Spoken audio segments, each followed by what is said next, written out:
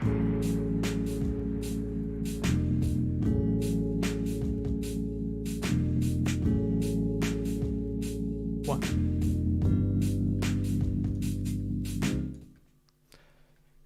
And we are live. I hope everything is okay technically, because I am not so experienced with live streaming, as many of you know. But hey, bear with me. I have some wonderful guests today for you. So we're going to talk about RPGs in general, and let us just check for a second. Can someone in chat confirm that you can clearly hear me? Until that happens, let's start our topics, I guess. If I get something wrong, we'll go back, so don't worry about that. Okay, like I said, I got some wonderful guests for you today. I got to the top left, LastKnownMeal. Hello, hello. You can introduce good to yourself. finally be on this channel. Yeah, it's good to have you, man. Yeah, thank you. LastKnownMeal is a huge cyberpunk content creator and just creator in general. RPG creator, right? Yes, primarily RPG. And I have to say one thing before we continue introducing our two guests.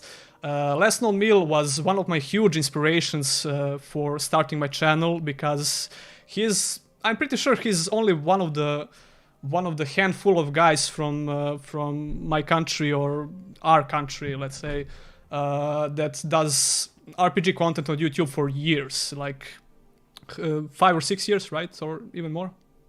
Ooh, with all of the deleted channels, it's about 10 years now. Oh damn, man. Okay, but you're okay. Like, I know you for your primary channel only, so. Yeah, but to be inspiration, man, wow. Okay, Yeah. we'll continue talking, but I have to introduce my two other guests. On the top right, we have Baldard Gaming. Go ahead, introduce yourself, Beardman. Hello, bro. Thanks for inviting. Yeah. Yeah, It's Baldard. great to be here with you guys. Of course, this is a wonderful company, man.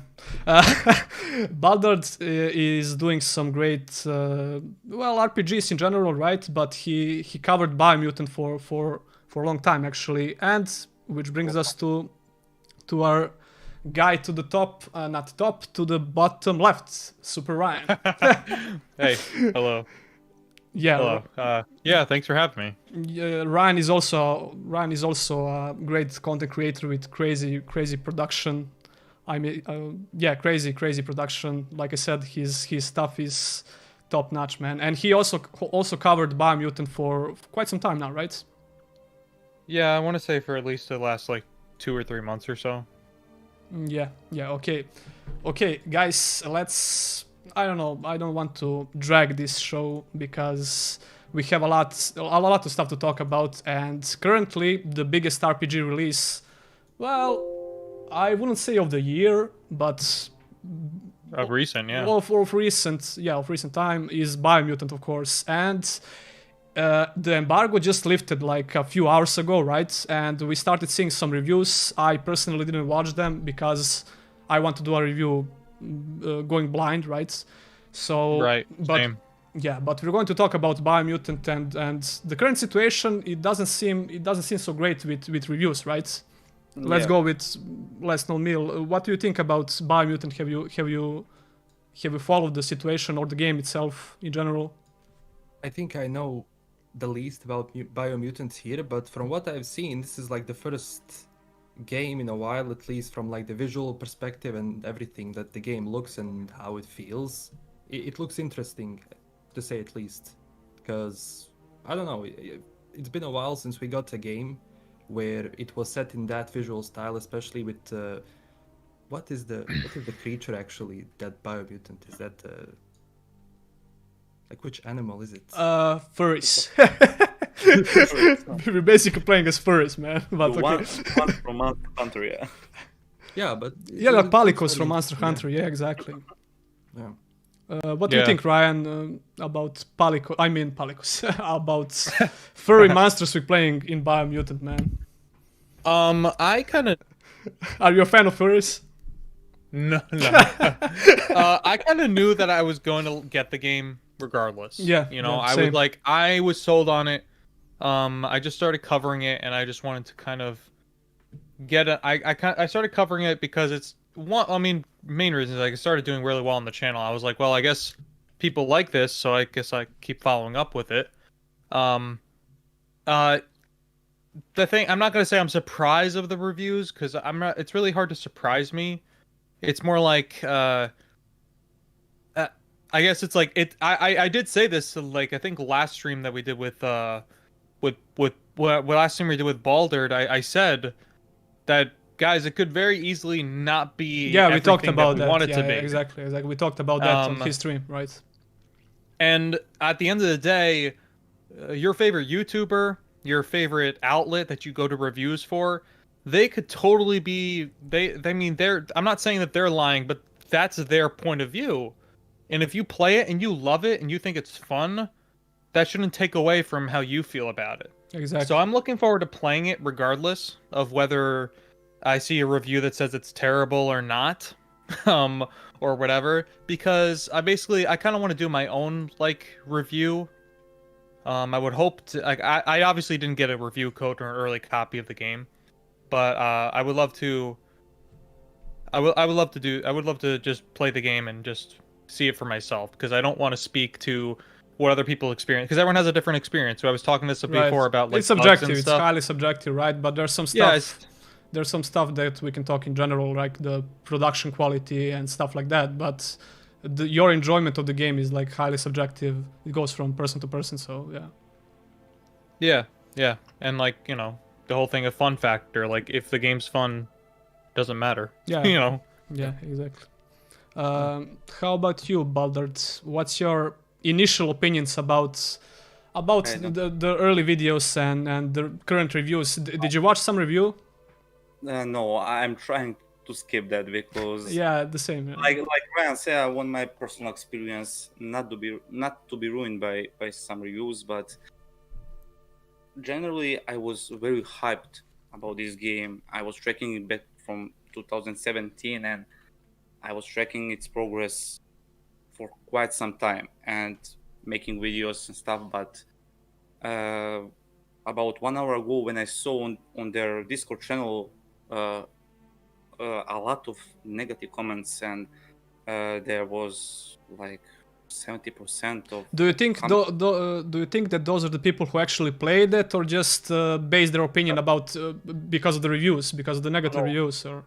People was commenting the reviews, and there have been a lot of negative reviews, and that shaked my I don't know how to say initial impressions. Yeah, impression, because I was really hyped, and I didn't get hype is great, man. Hype is great. It's a great thing. Yeah, but I did, like he mentioned, I didn't get review key either, but I will get the game tomorrow and I will stream it and I will play it. Sorry, go ahead. Sorry. Oh. That's all. Okay. Speaking about review keys and review copies, I think that THQ Nordic was kind of unprepared for such big hype about one of their published games, right? Because correct me if I'm wrong, but I don't know another title from THQ Nordic that THQ Nordic published that reached these levels of hype, right? So I think they were kind of unprepared, especially the whole thing with people who got the early copies of the game, and a lot of people got early copies. People who are not content creators, like people who just pre-ordered the game, right? At least I saw that a lot on Reddit. Yeah, on Twitter as well, right? So they were kind of unprepared, and some of those people streamed the game, and it seems like they didn't have the embargo like you would expect from such a big release, right? But unfortunately they didn't, and they kind of handled the situation poorly, I would say. I don't know. I don't think that was they had bad intentions, right? Sorry. Yeah, that's the THQ Nordic. You cannot expect that they are not small publishers, you know. They recently started growing a lot with buying a lot of IPs. They will come unprepared. Well, in that much unprepared, you know. Well, I mean, I don't know how much. I mean, maybe I this shows my ignorance here. I don't know how much they have to do with like getting people. I review codes for sure. That's on them. but anything like early copies, like somebody got their, I saw somebody on Reddit post something like, "Oh, hey, I got this game in the mail. Like, I ordered it yesterday." You know, I don't know how much like THQ has any dominion over that or control over that. So I really don't know. I mean, I don't know. I really don't know. I just don't know. I don't know if we can really hold them like to account for like a retailer sending out copies earlier than they should have to meet a release date, because that happens all the time. Yeah. My friend says that all the time. He'll pre-order a game or order a game, and it seems like everybody on Reddit and like Twitter, or at least a big portion of people, just they get it before he does. Yeah. So Yeah, that's a huge problem today, actually, with a lot of games in the past. Like Cyberpunk and everything, you had a lots of people who got, like, from distributors got, like, keys. Or, well, copies, I guess. Physical copies, like, even 5 days or 7 days before release. That's on the retailer probably, right? Yeah. Definitely. That's retailers basically not following embargoes, and that creates, because I saw the tweets recently, like, they were saying, like, there's a lot of footage now, but, you know, be vigilant, etc. yeah. It sucks. It always sucks when Yeah. it happens. Well, it's funny. I put in for a review code. Obviously, I didn't get one, but part of me was like, man, maybe I should have just ordered it. I would have gotten it early anyway. You Yeah, know? there's a high Like, well, possibility. I should have. Yeah. Yeah, I was like holding off. I'm like, well, I don't want to just buy, like, if I buy it digitally or whatever, I don't want to like get a digital code for something and then buy it again. Yeah, exactly. Like, because then I'll just have 2 digital copies. I'd rather, if I'm gonna buy it anyway, I'll just buy a physical copy. But like, I'm like, damn, I'm like, I should have just ordered it like weeks ago. I might have gotten it. Yeah, exactly. One of the users in the comment section, Wayland, had an interesting comment about Biomutant being having the same price as AAA games, right? Yeah. And that's people what- expected more of that, and that's the exact topic that we talked about on Baldard stream. But obviously, we're going to talk here as well. I kind of share this opinion as well, because I was kind of, I won't say shocked, right? But I was really surprised when they said that the price for Biomutant is like $60, which is a price of a AAA game, Yeah. right? And I don't have problems with. I will buy the game regardless, right? But I know that a lot of people. I know for a fact that a lot of people will have problems with that, because people expectations is gonna be high, right? When they buy the game for $60. And they expect it to be a AAA experience, right? What do you think about that, LastKnownMeal? Well, yeah, like, pricing the game is always a problem, because I've seen on Steam, like, a lot of games which, let's say, should have been priced more are priced less, and there has been some games which are like indie titles per se, which doesn't again mean anything about the price, obviously. But Yeah. there was a lot of games which were like early access, this and that, and it was like 60 bucks, 60 euros. It can be especially a problem for people who use, like, let's say in our region here, that's double the price, or even more. Yeah. When We're they- totally screwed here when it comes to prices. So if you think, guys, if you think you're getting scammed or something, just think about our prices here. It's crazy. It's crazy, man. So yeah. Yeah, but I mean, I don't know. Obviously, I'll play the game, because I don't know much about it, but I'll definitely play it, and I mean, we'll see. But if you get a lot of people who are saying that maybe, you know, the price wasn't right, then, you know, but still, I'll try to base that opinion more once I actually finish. Yeah, of course. playing it. Yeah, I understand why people say it, definitely. Like, yeah, it can happen. I'm a highly skeptical person, so even all of these negative reviews, it's not bothering me until I actually try the game. I'm actually kind of interested. What's the biggest negative point in those reviews? Because production-wise, the game looks pretty damn good, especially for such a small team, right? I saw some comments about audio, about sound in game. There can be some issues with sound. I don't know. I didn't watch the reviews, and I just read some comments on Discord and Twitter. I think that maybe I know that ACG always focuses a lot on the audio, and he's really knowledgeable about audio quality. So that's maybe going from him, right?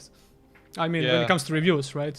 I don't know. I'm just making. Well, I mean, I know. Just watching his reviews have made me even more pay more attention to audio. Yeah, made me pay more attention to audio, and like if I've ever like played a game and done like like a retro review or something, which I've done on the channel many times, I've definitely like taken that into account. Like, all right, I got to put an audio section, even though I don't. And I always say like, hey, I'm not the expert on audio here, but I liked this, this, and this. Because a lot of games, like believe it or not, yeah, even movies, like it is not hard to realize like audio can be messed up like really easily. Yeah. It's not like a lot of like I remember. So I did a Cyberpunk review, and I liked Cyberpunk generally, but the audio was just broken in that game. Really? Yeah, no, when I got to that point of my review, I said, I'm sorry, I'm not even going to talk about it. Because there's no point. I'm really curious which parts of the... Or you like think in general or something? In general, but yeah, though, it's just like, for example, like sometimes the main character's audio, like, you know, the character you're playing as V, he's screaming. It sounds like he's like blaring, and other times he's like super quiet and characters are not mixed properly. And then sometimes you're in like clubs and there's no sound playing. Oh, okay. And I'm like... Is this part like? And I don't know if that's part of it. That's kind of cool in a way, but or maybe that's just part of it. They're all just like cracked out, so they think they're all hearing music to themselves or something. I don't know. I think that's related more to bugs than audio in general. I think that's for sure. Yeah, for sure. But that was my point. Is like I can't talk about it because it's so like it's in such a poor state. I don't even know how to talk about it. It's almost broken. Yeah. What do you think about that, Damir? Well, yeah, Cyberpunk.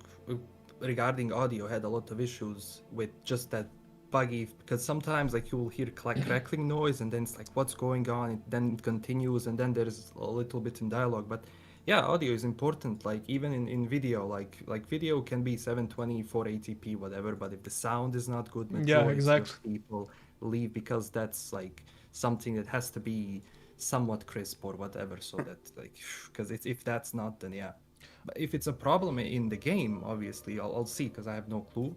But if it's like huge crackling noise or maybe audio is disappearing, that can kind of Oh, we have some comment that says the gun sounds okay, but the melee weapon sounds muted. Actually, I was just going to talk about that because one of my praises for the game, I didn't do a review because it was a shit show, right? When the game came out, and yeah, people... everyone left and right, people were throwing videos left and right, memes, bugs and whatnot, right? And I was like, I had ambitions to do a full review, but I then gave up and I decided to wait for a bit because it would... There's nothing wrong with that. Yeah, it would kind of be more negative, I think. Although I had a lot of positive things to say as well, don't get me wrong. And funny thing about that, one of the positive things was the gun sounds, especially the my brain's broken. What's the name of the guy? Keanu Reeves. What's the name of the character? Johnny Silverhand. Johnny Silverhand. His gun. When you get his gun and his custom reloading animations and firing sounds so crisp and good, man. It was. I loved using it. I used it for about 30 hours. I didn't change my weapons at all, man. So I resetted my whole build and started using guns only, basically, just because of that gun. So one big positive thing to say about Cyberpunk was related to the sound design. But I think I had the same issue with as Ryan was talking about the clubs and the lack of music in clubs. I think. Yeah, that was kind of awkward, and there was a lot of things. Let's not turn this into a Cyberpunk discussion. We're going in that direction, but it's kind of funny when you mention it. But yeah, comparing, it's hard not to. It was a major release. It's hard not to like bring it up when it's Yeah, but I think it's still kind of fresh. The Cyberpunk aftermath, right? People are hungry for a good AAA game, and we were just talking about that the other day. When Outriders came out the other day. AAA RPG nonetheless, too. Bro, Outriders. And I think the one of the... Sorry. No, sorry. Outriders is a complete disaster. In my opinion, because I expected much more from that game. And it's... If you ask me, better go and play Destiny 2 than Outriders. Oh, people are pissed off about Destiny 2. Don't mention that, man. We're talking because of of some issues with microtransactions with transformigrification. I can't say that word, man. Transmog system, okay? There you go. Yeah, but let's go back to Biomutant. I still want to talk about that. What's your plans? I want to hear your... I know Baldard's plans and Ryan, but obviously the people who are watching don't know, so let's start with Ryan. Do you still plan to stream the game right after we end the stream? Oh, you don't have the copyrights? No. Okay. No. But you do plan to stream it as soon as you get it, right? Yeah, what I was hoping to do, because like I said, I was hoping to... What I want to do, my plan was to basically... my plan is basically just try to play as much as I can, either like at midnight, if I can like download it and like within a reasonable time frame, and then hopefully put out like an impressions video like later in the day, and then that night, and then later in the night just maybe do like a stream of playing it, and then hopefully if I can get enough time in, I would love to just have a full review ready by Friday, at the latest be like late like Sunday night or something. But because like there's some games like if you review it like within the week, you're good.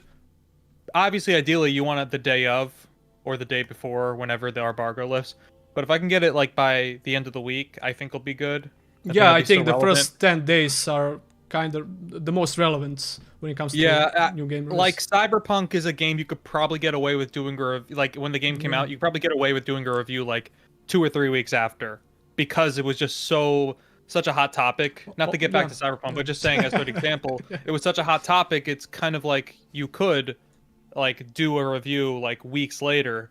I feel like a game like Biomutant, which will probably like, for better or worse, come and go. Like by next week, nobody's gonna be talking about it, or at least we might still be, but a lot of people won't be.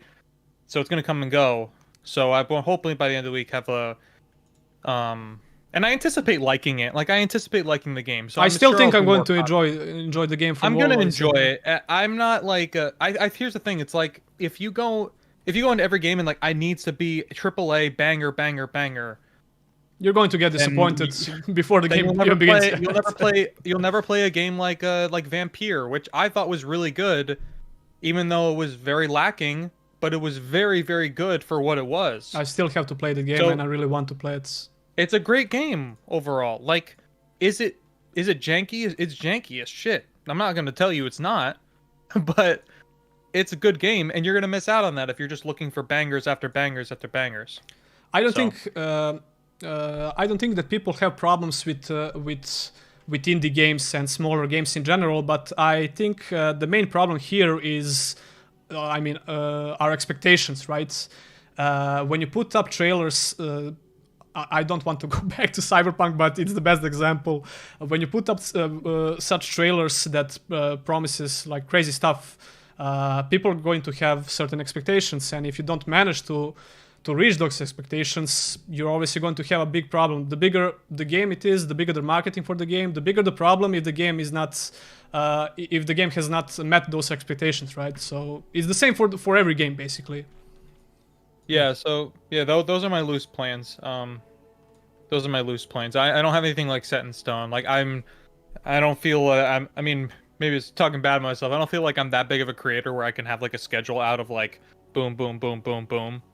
But like I said, I anticipate liking the game, so I'm not gonna not do content on it just because a good amount of people don't like it. Because you're also talking to somebody here, and I'm probably gonna get some hate for this. Like you're talking to somebody who actually reasonably liked Mass Effect Andromeda. We're going to get to that. We have Andromeda as a topic as well, so we're going to get to that. Don't worry. Yeah, of course. But you know what I mean. Like I'm probably gonna like it. Like so, it is what it is. We'll see. Yeah. What about you? What about you? Whoa, sorry. LastKnownMeal, man. What's your name again? I'm juggling your names in my head. Like I'm calling you by your first name when we're talking privately, and I'm trying to call you by your YouTube name here. Okay, let's go with the LastKnownMeal. Do you plan to do some content for the game, or do you just want to play it? I will actually, but I'm kind of late to the whole pre-release party, so it's like I'll have to go through the game and see how it is. I'll probably most likely do a review because it's one of the bigger biggest RPGs RPG, which yeah. came out. Yeah, I mean, whenever an RPG comes out, I'm like, I'm gonna play it no matter if it's good or bad. Yeah. Let me see how it is. So I'll definitely go with a review, and if I find the game good for me personally, I would continue to make a few videos, see how it does. But yeah, it definitely looks interesting compared to like some of the previous games. It's finally the one which kind of caught my attention, so that's kind of my plan for. Yeah, the game looks like a unique one. I honestly didn't expected that much hype over this game. I know the funny thing to me, even back in 2019, the game attracted a lot of views, even from the trailers, the gameplay trailers. I think the game looked almost exactly the same even in 2019 when it comes to. It does. Yeah. It does. And it looked almost perfectly polished for the release, even in 2019, right? So my initial thoughts were, okay, this game is going to be great. The longer they postpone the release date, the more time they'll have to iron out the bugs, right? Because the game, even in this state, looks great. So. Yeah. But I never expected that much hype. I think it's the perfect time for a new RPG, for a new big RPG, because correct me if I'm wrong, but I don't think we have any other big RPG release in the last. We didn't have any big RPG release in the last 2 months or so, right? We didn't have. We only had Mass Effect. That's the only one I would new, point right? to. That's not new. Yeah, it's not new. That's the only reason I would say it's not like fair. I mean, you could say like, yeah, it's a big RPG release, but it's not like new. It's a completely different thing. It's a remastered, right? Yeah. Or just a package. Okay, we're going to talk about that later. I can't wait. Yeah, not yet, my friend.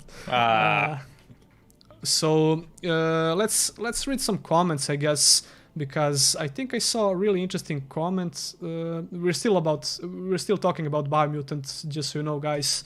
If the big picture of Biomutant is not obvious enough, but okay. If you want something similar to Outriders, I recommend Remnant from the Ashes. We could talk about that a bit later. That's certainly an interesting game as well. But we're talking about Biomutant still, so let's take a look at some other comments. If there are not some interesting, we're going to continue talking. I did see someone say before that the sound is very underwhelming. But I don't know. Did he talk about Biomutant, or because we were talking about Cyberpunk? So I think he talked about Biomutant. Oh, was he? Okay, was he talking about Biomutant? Either way, we talked about Cyberpunk as well, and about the sound thing and all of that stuff. But when it comes to Biomutant, I'm really interested to see how crafting is going to work, because it looks really similar to Fallout 4 crafting system, which I absolutely loved. Like I said in the past stream on your channel, Baldard, the only thing I didn't like about that crafting system is the lack of unique textures on weapon parts. And Biomutant seems like it has a ton of those options, and that's probably the thing I'm going to enjoy the most, because I can spend like hours crafting. The look of the weapons and the materials you use for the weapons is great. It looks visually it looks great, but how it will work, I still don't know. I haven't tried, but from what I have seen on other channels that I have been tracking, I think it looks really promising. Exactly. Developers mentioned that there can be literally what is this? What? What game is this? Biomutant crafting system. Oh, okay. I was like, what? You zoned out for a second there, man. I lost the narrative for a second. I was like, what? As I said, the developers mentioned and promised that there will be a tons of weapons in the game, and he was talking about Biomutant. By the way. I just saw the comment. Scalping Snake said before he made an argument about the sound in Biomutant actually, and he said, I was talking about Biomutant, the sound criticism is mainly for that the sound is lacking, it doesn't have much to it. And the other guy also said, sorry I can't remember the name from the other comment, but he said that sound design in Biomutant is lacking that oomph, if that's the sound I'm looking for, and that's probably the detection enemy staggers didn't look good by me. That sounds to me like the game lacks the sense of impact, which is like extremely important. I really hope that they can fix all those issues in the first day patch. I think we're going to see Yeah. patches probably on the regular basis. Yeah, Day definitely. one patch will fix all those issues with sound and that I think and I hope. Yeah, no, I hope so. That doesn't excuse it, but it definitely is like it does mean like, hey, maybe we'll see. I mean, we're all gonna do our reviews on it, but No, Well, I don't know about yeah. review. I said before the stream, because I didn't got the review key and I have my private life. I have my primary job and family and stuff. I don't have a lot of time, so I took the 2 days off on my job so I can stream tomorrow night and so I can do some. I don't know how to say some beginner tips and guides for Yeah, for but, the game, you can never expect that realistically. Even if you're a huge content creator, you can't expect. yeah, no, I know, and I don't judge that because Yeah, we were just I talking didn't about expect it. that I will get yeah. Gi, but I hope for. oh yeah, all I was saying is that we're all gonna do content on it, so regardless, like it's just I'm saying it doesn't like excuse the fact that like it's not working. I think lately developers get like they've been getting like a little bit of what's it called? How would you say, like they've been kind of like like thinking like, oh, well, we can just patch it later kind of thing. Yeah, And it's release like, now, fix it later philosophy. Yeah. it's like Yeah. that's totally fair for some things. Like if something comes up after launch you didn't foresee, but just the fact that like, oh, this is not working. This is not an Yeah, MMORPG, man. This we is not we an shipped the MMORPG. game. It's not working. They're Like, they're really small on, man. team, so you Yeah. must take it easy with that because Yeah, no, it and was that's true too. expected to have some issues because they're That's really true small too, yeah. team, and it's okay if the game have some small issues, but I don't know. Like I said, I didn't watch the reviews and I didn't play the game, so I hope that I will play it tomorrow when it comes out, and I will know more. But Just for keep in now, mind, guys, I don't know a single open world RPG that came out, in recent years at least, that came out in a perfect state, right? Yeah. And there are huge, even like, okay, the recent Ubisoft games, Assassin's Creed games, we can call them an RPG because they have RPG features. Elements. I know yeah. that a lot of people disagree about that, but Yeah, they that's dispute that. it doesn't matter. The thing that matters to me, it's not if it's an RPG, right? But is it a good RPG, right? So you have to keep in mind. There is a big difference. Yeah, I don't have problems with calling those games RPGs, but is it a good RPG? Does it have this and this feature, right? That's a totally different topic, and that's why we have reviews, obviously. So I think that people are misplacing their anger when it comes to RPG topics in general. Like, oh, this is not an RPG. There are still people who believe that only Ultima games are true RPGs. So yeah, we won't you have been discuss talking about that. Yeah, man, it's crazy and it's stupid to me, but it doesn't matter. Where Yeah, I mean, was the label means nothing Yeah, at the yeah. end of the day. Yeah, but on the other side, if the game has some small RPG features, they will call it RPG, even if it's not. even if the game has only character creation, people will be Yeah, like, it's yo, an that's RPG. an RPG, bro. There we go. Well, And- it hasn't that been a debate in like amongst like gamers in Zelda community for a while if Zelda Zelda if the Zelda is- games are RPGs? it's totally not Because an you could RPG. argue you can. Well, I would agree generally, but you could also make the argument for that it. it has, yeah. I'm not gonna sit here and like argue with you about it because I mean, there's a lot of stuff in them that is technically like RPG-esque, but Zelda Breath of the Wild you know. has a lot of RPG. I mean, it's really inspired. Some will probably will be really mad when I say this, but it's really inspired by Skyrim, obviously. And they just Yeah, a build lot up. of games. They just build up on that formula, right? With Zelda-esque features, right? So yeah, you can compare it to RPGs, but let's go back to Biomutant. I still want to talk about that for a second before we go to our next topic.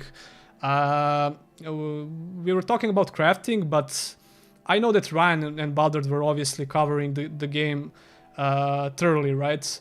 And when it comes to classes, can you tell us something about classes and how do you have preset classes? I already forgot. Do you have preset classes when you start the game, or only your stats are being affected Yeah, by. you have a preset classes, and I think, I think I will definitely go as Cyphrix. That's some kind of mage in the game. So you have Cyphrix. That's funny because have you look some- like a barbarian warrior with two-handed axe, man. I only use magic. What do you guys think, LastKnownMeal? What do you plan to play like, and what's your preferable? I could never let's say define you when it comes to RPGs. What do you like the most? Because if I'm mistaken, you were playing Elex as a cultivator, or sorry, as what was the faction? My brain stopped. You know what I think? Yeah. Let So- me see. So, yeah, regarding Elix, I was actually in my first playthrough. I joined the tech guys. Yeah, Then those I- guys. Yeah. Yeah. Then in the second, I joined the barbarians, and then Highly I religious was guys, about- the technicians, right? Which is kind of Yeah. ironic, but okay. Yeah, I have been playing as a barbarian there. because I saw like, okay, these guys have bows and arrows. These guys have shingas. We're going to get to that. We have that. Yeah. We have that topic ready for a bit later. But I wanted to ask you about Biomutant, and do you have some desirable plans when it comes to classes, or what do you think about? I didn't ask you. I know what these guys think, and we talked about this a lot. But what do you think about the gameplay in general, and how does it look to you? Anyway, I'm sorry for interrupting, but before we continue, the Philip asked about there is a paid DLC class Mercenary. What Oh do you yeah, think about yeah. it? Yeah. I saw the post on the internet where But you can get developers that told- class regardless if you buy the DLC, so it doesn't really matter So that it- much. So it doesn't change anything. If you play, You can if still you get buy the the class. game earlier, you will see, you will still get it. dies actually yes, but Yeah, I'm sorry, I'm mixing language. it's okay. It's By the okay. way, my English is not perfect. and Ryan is the it- only it guy will here frustrate me. who can talk proper English. So Bro, cover Hey, me, bro. and Ryan Reynolds I in haven't- the top corner I- as well. Listen, I haven't had any trouble understanding you guys. So don't don't knock yourself. I haven't had any trouble understanding you guys. No, it's an ongoing meme because we have like the same, let's call it, problems with a bunch of comments about their accent. And I just want to say to those guys, we don't care, basically. So- Well, when So, I yeah, first the- started talking to Baldard, he And- would say the same and- thing to me. Bro, and we are not Russians. Yeah. Definitely, we are not Russians. we are not Yeah, Russian. well, I first started talking to Baldard. He said the same thing to me, and I said, Baldard, listen, if I can't understand you, if I don't understand something you're saying, I'll just say, hey, what do you mean, or what are you trying to say, and we'll go from there. Like I'm not gonna, like the accent doesn't really bother me. If I can't understand, I won't understand. That's it. Yeah, We'll it's work an from ongoing meme for all of our Yeah, I channels, know, I basically. figured. So yeah, what was I going to say about Biomutant? About classes? Okay, we talked about the gameplay. Yeah, I asked LastKnownMeal about the gameplay in general. Yeah, so I saw the explainer video that they released recently, and I saw like if you're a mage, you can just like kind of jump in the air and like use electricity on them. Yeah. So I'm thinking maybe I was gonna go with that class. Cyphrix, bro. Cyphrix, bro. Only Cyphrix. Those are like So- mutations, Yeah, look right? awesome. Yeah, because I know you made a lot of videos. Actually, that's something I never pay too much attention to because I rarely play mages. I'm always either a warrior, archer, stealth type. And then Yeah, when you same. started Same.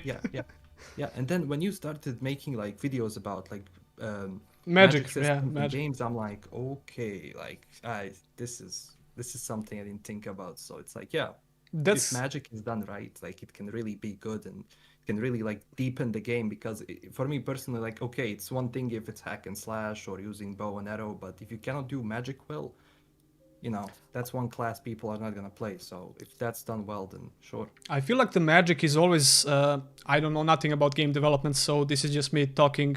I feel like magic is always a little bit easier to do in RPGs. Because melee combat is so profound and it depends on a lot of factors, but range gameplay on the other hand is a lot different, right? And we usually have the case when some game doesn't do melee combat right, the range combat is usually pretty solid, right? If it uses the same formula like free aim or even the old lock and shoot aim, right? Lock and shoot system. So I think that magic is kind of... If you screw up magic in your RPG, I think that's it. That's really bad, man. But it's kind of ironic that you said that you saw a couple of my videos about the magic system, because I myself prefer two-handed barbarians, and it's another ongoing meme on my channel that basically each and single RPG, when it comes to gameplay in the background, they can usually see a guy with a two-handed sword, and two-handed swords are my preferable style of gameplay in general. So, but yeah, I like magic as well. So, yeah. Try Spellbreak. That's crazy when it comes to magic system. It's a single-player RPG. It's actually like, I mean, now it's kind of dead, but it was like a battle royale, but it was primarily magic, and you could like combine, like it's really good. Like it's. Believe it or not, I recently saw some kind of gameplay for Spellbreak, and it really looks great.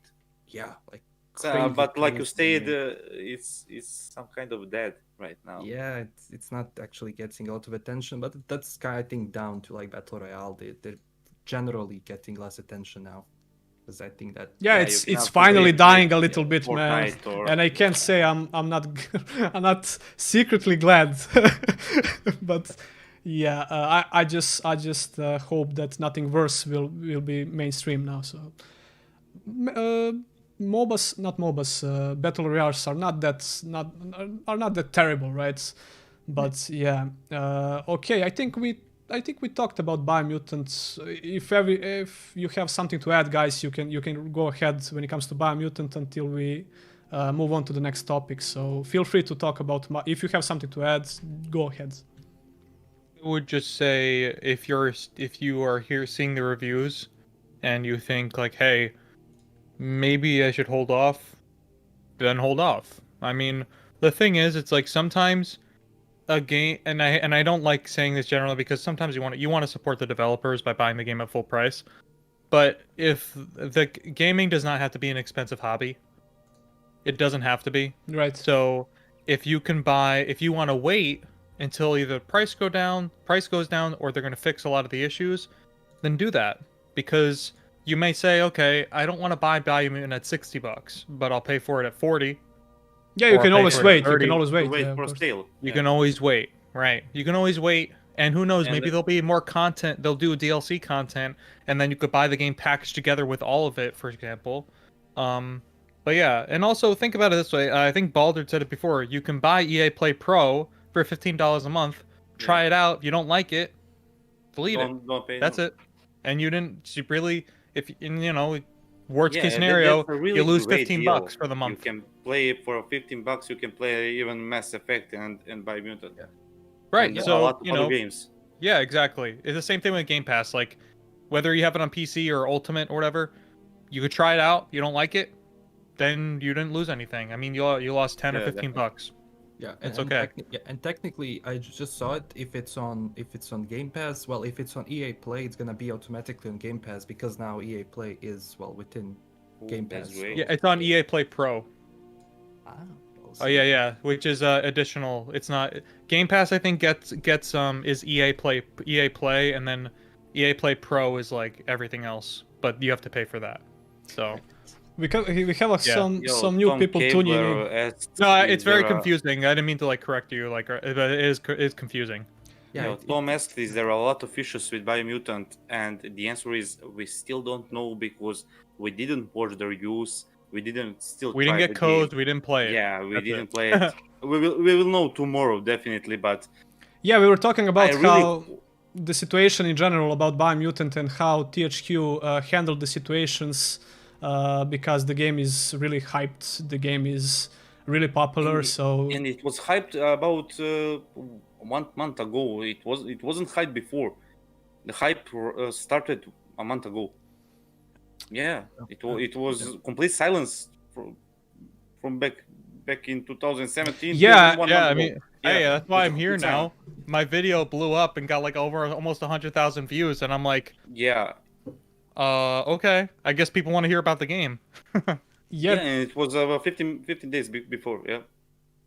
Yeah, we were talking about that on Baldur's stream, right? I was speaking to Ryan how one of my videos from 2019, I was really small back then, and I made a video about Biomutant. That's the period when I just started making previews, right? And I made a video about Biomutant with such limited information, but I tried my best, and it blew up, right? It got 30k in a day, and after a few days over 100k. So, and ever since then I was paying close attention to the game until recently, because I wanted to go in fresh, and there comes a time where you just black out from it. You're like, I don't want to do anything. Yeah, exactly. But still, it's really hard to avoid spoilers on the internet, especially if you do YouTube, like you guys already know. So it's kind of hard, but yeah, we'll manage. I wanted to add, when it comes to reviews in general, guys, if you watched a couple of reviews about the game and you really, really disappointed or something, just always remember that reviews are just one person's opinion. So I know that some people... it's personal opinion. Yeah, one subjective opinion. So even when you watch my reviews or any of these guys' reviews, it doesn't matter. It's the opinion of one guy, right? So always take everything with a grain of salt. Well, I actually have to push back. I speak for everybody when I do my review. Okay, there you go. Okay, yeah, but I'm really looking forward to play the game tomorrow. So you can expect from me at least a review, right? And these guys are covering the game as well, so check out their channels as well. I think it's time to. Will you stream tomorrow? I don't know. Probably. Yeah. I don't know. I'm not sure. I will stream. You will stream. Ryan will stream definitely. So come by and. LastKnownMeal will make a review, right? Like we said. Yeah, I won't stream it though. Okay. Okay, that's why I said the review. Okay. Time flies when you're having fun, I guess. So we're going to move more than an hour. Yeah, we have to move to another topic if we're going to cover everything that I planned, which seems highly unlikely, but we'll try. There's always next time. Yeah, man. Yeah, of course. We plan to do this. I mean, when I said we, I think okay, these guys might be my guest in the next stream as well. We'll see. But I plan. Be in his every stream. Don't listen to this bearded dude. He's here just for the laughs. I'm joking. I plan to do regular streams, right? But we'll see. That's everything I'm ready to announce, so to say. But let's move to another topic, which is kind of indirectly related to Biomutant, because the same the same publishers are developing the. Okay, what I'm saying, man. The same publishers are publishing the game, and that's THQ Nordic. And here we go. Gothic Remake. Yeah, I just changed the scene. Okay. I can already see LastKnownMeal smiling because he knows a lot about this topic. So we're going to start with him. I know that you made at least a couple of videos about Gothic Remake, right? There was a playable teaser in last year, right? Yeah, last year. That was a crazy story, because obviously I started this channel I started with Gothic playthrough, because for me, like, Gothic 1? Gothic 1, yeah, that's how I started my channel. And it's like, it was always like the game for me, the best game forever. Gothic 1 and entire franchise. So I go to Steam and someone told me, like, there's a Gothic playable teaser. I'm like, what Gothic?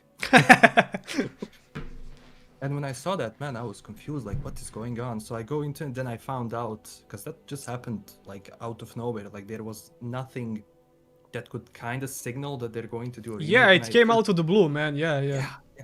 And at first I thought, like, Piranha Bytes, aren't they doing Elix? And then I saw it's someone else. And I go into it, and, like... Be honest, were you disappointed when you saw that some other studio is doing it? Yeah. Yeah. Before I got into it, I was like, oh, because I just got flashbacks from Arcania.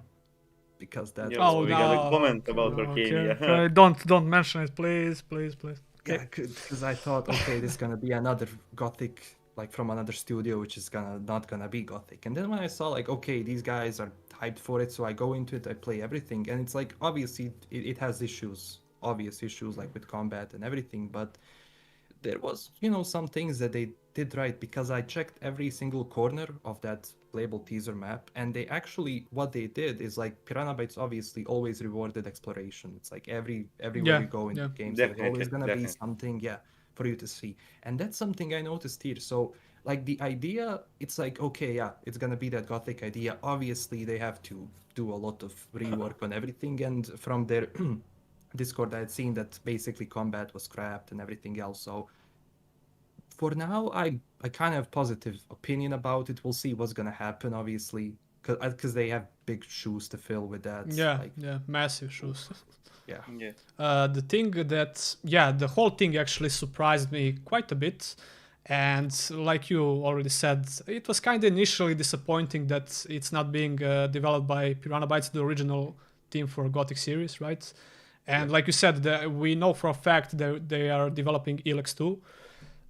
So I kind of had mixed opinions, but then I tried the playable teaser, and there are some things which are pretty good. Like I said, I like to stay positive, and I actually received some negative comments about my video about playable teaser, but they didn't understand me right. I mostly agree with the criticism. The combat is obviously bad. The combat is, they try to pull off a Mountain Blade combat or For Honor combat in a Gothic game, which will never work. And that alone is enough to give you some to give you some mixed opinion about the whole thing. And do these guys actually understand the Gothic franchise? Have they even played any of the Gothic games, right? But then again, the exploration in the playable teaser and the terrain was actually pretty interesting to explore. I don't know if you would agree, LastKnownMeal, when it comes to that. Yeah. Although I'm not a fan of them changing the intro. Like, the intro was terrible, man. The intro was terrible. So against it. The intro was terrible because the nameless hero was talking so bloody much. It was ridiculous. He was just blabbering left and right? It wasn't the same, as it was in just let us talk to Diego. Like, let's start with that. And it's like, why change it, obviously? But but one thing I always said around that is that it's a playable teaser. They released this. It's not even a demo or a prototype. It's a playable teaser, which is like almost nothing. They released it to actually find out feedback about the game. That was the whole point. There was even so from like that. Okay, so you want feedback, you got feedback, let's see what you do now. So the next demo or whatever they release, that's going to be crucial, I believe, for the game. Yeah, exactly. Now they got the feedback, like now. I like their approach because they're open for feedback.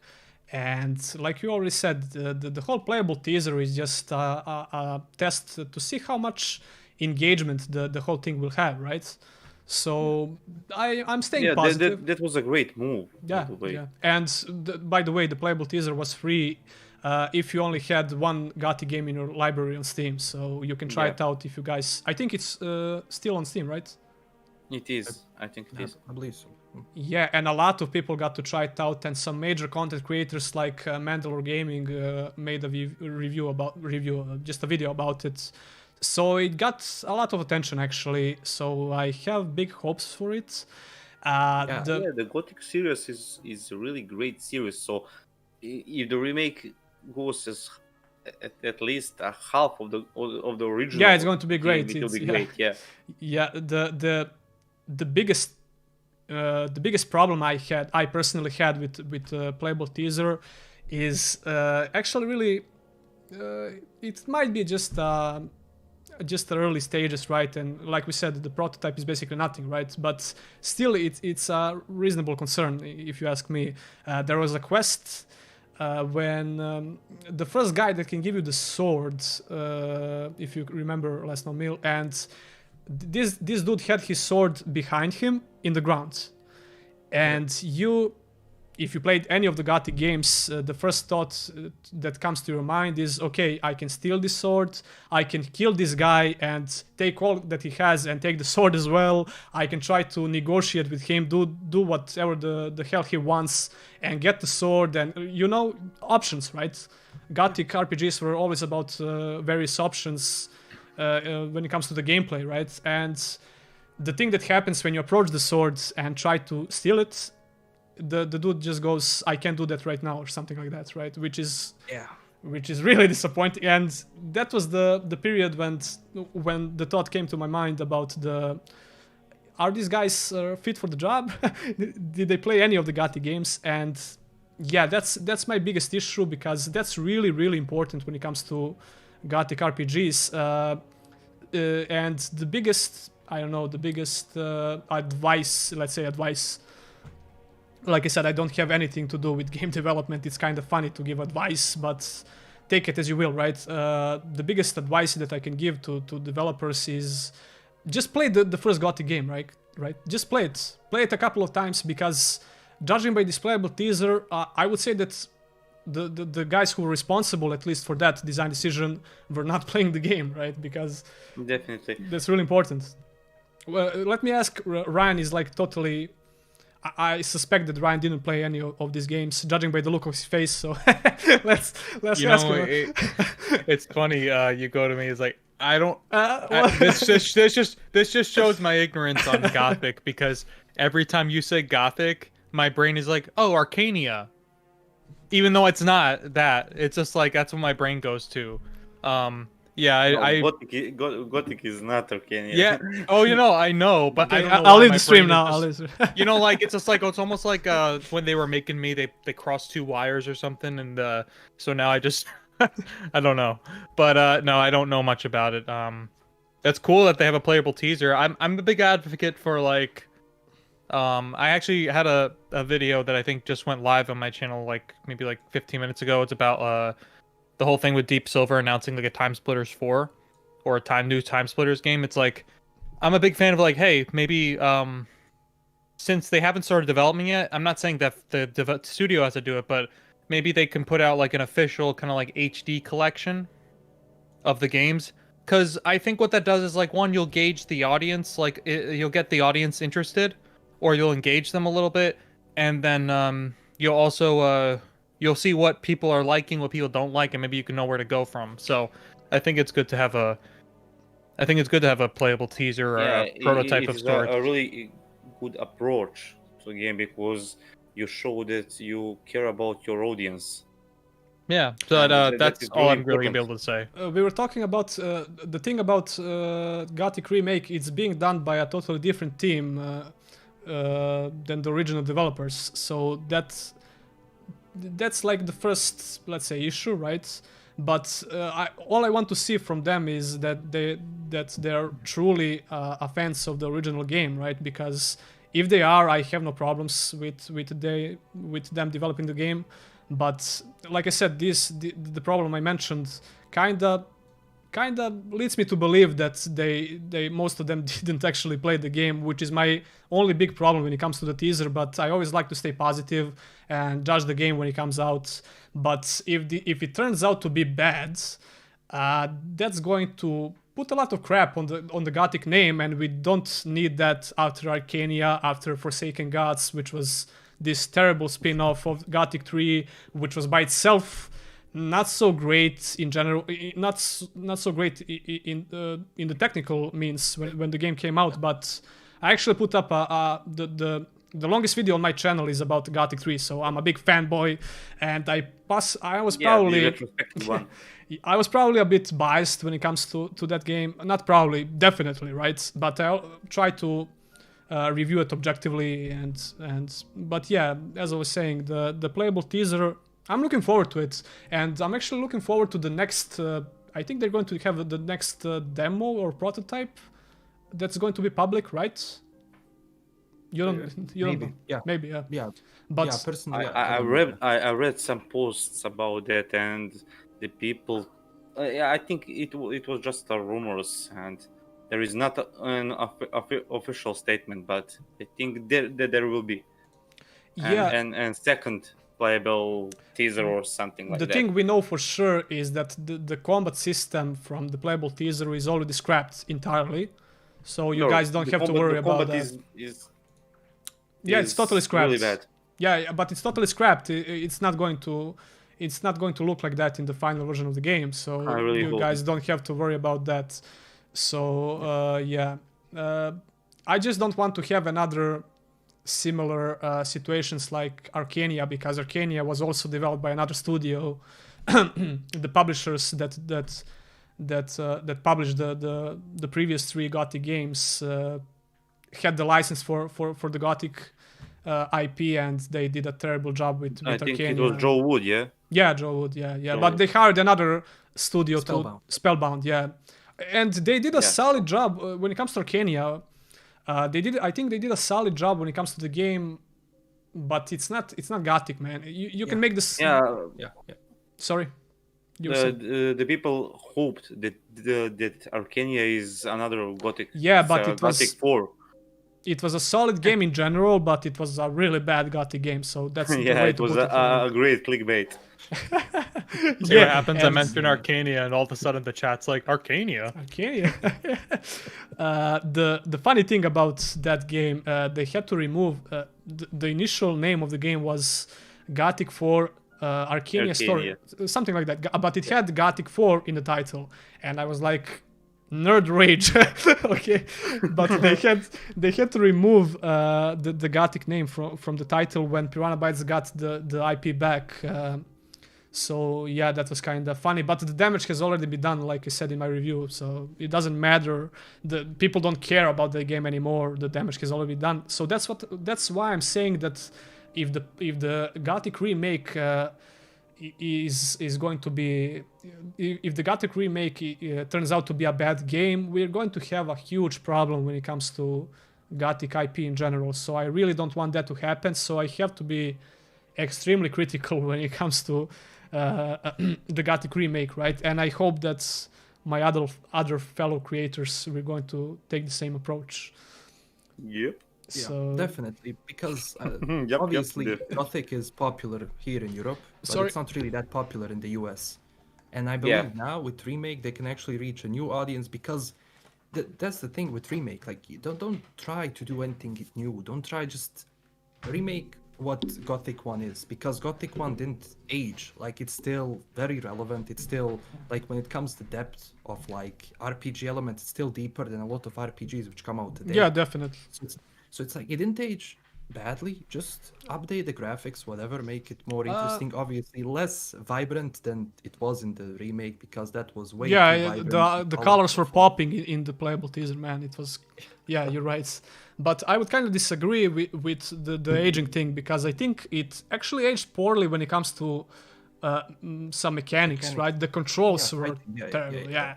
But you're right. You're absolutely right about RPG depth. So you can't really explain. I would try to explain it to Ryan how we feel about the Gothic series. But in short, it's an RPG. It's an action RPG, right? With a lot of depth and a lot of choices in dialogues, gameplay choices, right? And that's the whole thing that at least for me, I know that some people will say this and that about the Gothic, and that's actually one of the problems when it comes to the Gothic remake, because if you ask 100 people about what's their favorite thing about Gothic, you will get 100 different answers probably. So even if the Gothic remake turns out to be a good game, a lot of people will still have problems with it, because hey, they didn't do this, they didn't do that. So, and modernizing the game is always really hard, right? They try to add this intro to the game where the main character is talking a lot, and it's a lot cinematic, is like over the top, like Michael Bay did it. So it's kind of ridiculous. So I know for a fact that people don't want that, right? They want the ability to make choices in the game. When it comes to the gameplay and the combat system in general, we all know that Piranha Bytes were never that great when it comes to mechanical systems, but the depth behind those systems and your choices truly matter. The character progression, all of that stuff were really good when it comes to every Gothic game. Gothic 3 is debatable, right? But fight me, Gothic 3 is the best. I agree with combat part definitely, because those elements I was thinking about more like RPG elements, and also someone mentioned UI, like obviously like, UI in the playable teaser, if you ask me, was great. I don't know. I don't. You didn't like for it? me, Gothic was always as little as UI. Oh yeah, possible. minimalistic. Very like you don't have like those huge HP numbers. You don't have this. You had to kind of guess for yourself. It was more of that.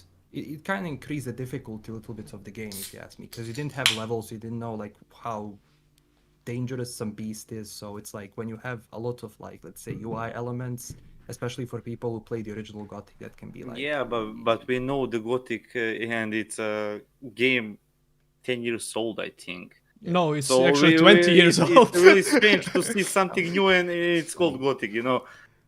People will be really emotional about the whole thing, even if the game turns out to be really good. So that's the thing. That leads us to the next question. We're still going to talk a little bit about this because it could turn out to be one of the bigger RPG releases in the near future. But when it comes to the release date, realistically, I don't expect to see it until 2023, possibly. What do you think about something about that, right? We can only speculate, right? But although I think it's in full production now, if I understood that correctly, so who knows? We might see it. It's being developed by THQ from Spain or something like that, right? Barcelona, yeah. So we can only hope for the best, and you can expect at least me to cover it, and LastKnownMeal obviously, and we'll drag Ryan into this Gothic thing as well. So who knows? Maybe he's an update. So now it's like really? it controls. Yeah, there was an update 20 years after that, and they basically just put in the. But Piranha Bytes released that, right? For Gothic 1? Official. No. It came from THQ Barcelona. Really? They basically added the what was the name of that mod, which fixes the controls a little bit and it fixes crashing. So they kind of updated like that part. So now people when they Gothic 1 got updated. 20 years old game got updated, which is not surprising when it comes to THQ. And it's funny that you said that because I was kind of certain that Piranha Bytes actually updated the Gothic 1 with the new patch. But THQ is known for taking IPs, buying IPs and making remasters and not remakes,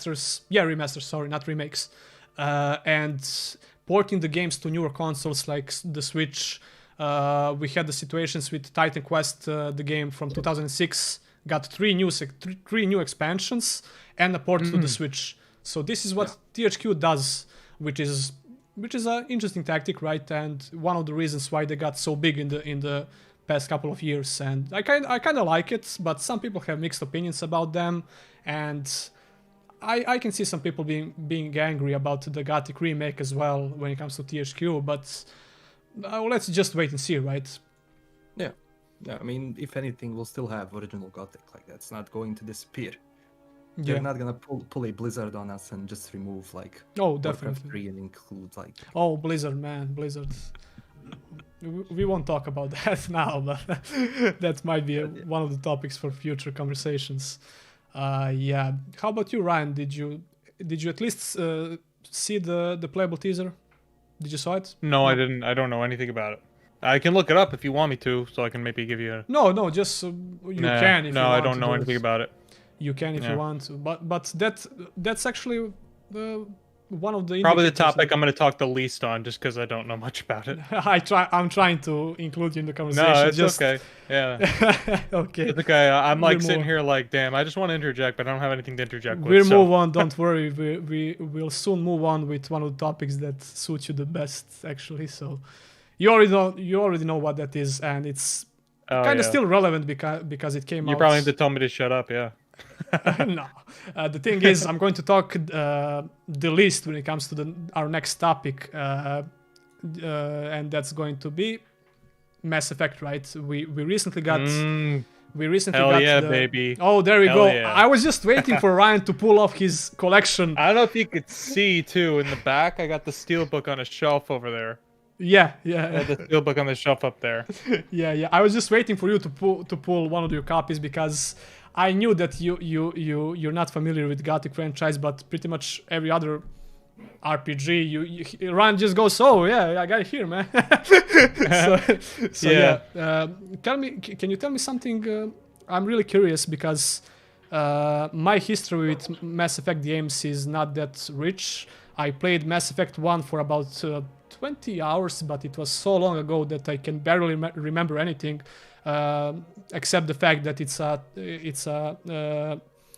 cover-based RPG, right? When it comes to the action, when it comes to the combat, and great characters, and I really have to get this Legendary Edition and play it in my spare time, and which is something that I will definitely do, but maybe not soon, but soonish. So I want to. It's not going anywhere. Yeah. It's there. It's a great deal for 3 games, right? Absolutely. So let's actually start. I want to start backwards. So let's talk about the most beloved game from the series, Mass Effect Andromeda. Let's talk about that. Yeah. I don't have that one in front of me, unfortunately. You said it's one of your favorite games from the series, man. No. Yeah. What's no? I want to ask you. Sorry, I want to ask you. What was your when you first played Andromeda? What was your initial impressions? And I know that you liked the game, but what was your thoughts about all the reviews and all the negative, let's say, negative stuff about the game, reviews and reviews and stuff? What was your initial thoughts about that? Well, my experience with Andromeda, I think Andromeda was 2016. I was not as involved in kind of like the creation community and whatnot, content creation and whatnot. And I didn't really go online for reviews because, I'm not sitting here patting myself on the back saying I know everything, but usually like, if you play enough games, you kind of know. I mean, sometimes you want recommendations. That's why we all look at reviews. Yeah. But like for Mass Effect, like, and this is obviously, I purely acknowledge this is really dumb of me. It's kind of like LastKnownMeal said before about Gothic. It's like you love Gothic to death. It's one of your favorite games. Mass Effect is probably my favorite game series of all time. The trilogy, at least. So if you thought I was going to skip on Mass Effect Andromeda, regardless, I don't care. I was gonna get it. Yeah. Just like if they release Mass Effect 4 and it comes out and it's garbage, I'm getting it day one and I'm playing it. I don't care. And I will play that game. So Mass Effect Andromeda, I see, here's the thing. I played it. I didn't look at any reviews. I tried to stay away from them because, like I said, I knew I was getting it. I was going to play it. I played it and I was like, I didn't think it deserved all the hate it got, but I also understand all the hate that it got. Yeah.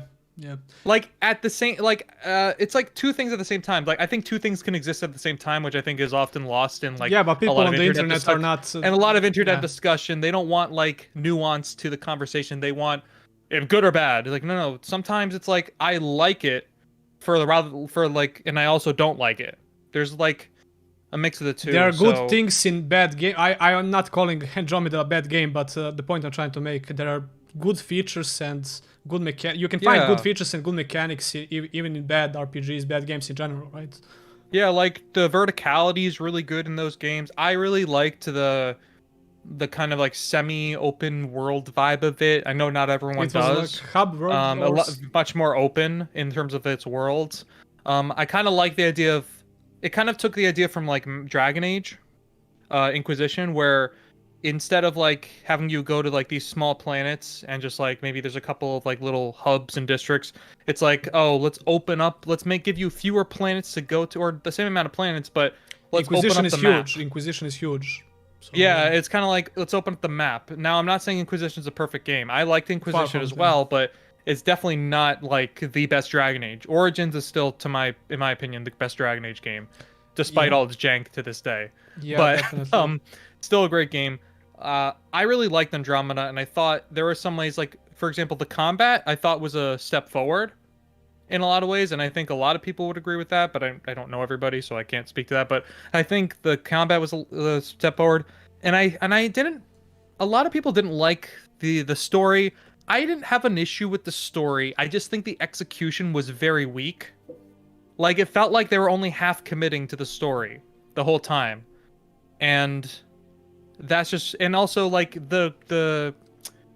so the thing is too, and I played it recently, like months and months and months ago, just to like, because I wanted to play a Mass Effect game and I didn't feel like digging up my copies of Mass Effect. This is before Legendary Edition. I feel like digging up my copies of Mass Effect and like putting them in my Xbox or whatever and playing them. And I didn't have a PC at the time to play them, so I put in Mass Effect Andromeda, and I'm playing it, and I'm like, wow, like the opening has such high production value. Like, it's actually really good opening in terms of like, maybe not the story per se, but quality. Like, it's very well done and very well done.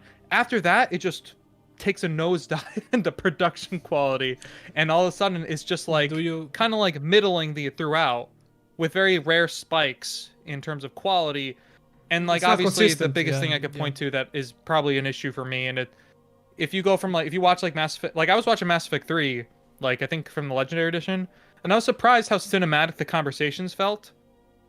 And Mass Effect Andromeda doesn't feel like that in the conversations. Do you think when you mention production value, it's actually a really similar story when it comes to Gothic games, because the main studio didn't develop Andromeda, right? It was some other studio, a B team. Yeah, right? I believe so. Yeah, I think it was like another studio. Yeah, I think it was another studio. But it's kind of mind-boggling, because even if it's a B team or whatever, you would expect the same production value because it's EA, right? I mean, it's EA. That's saying a lot.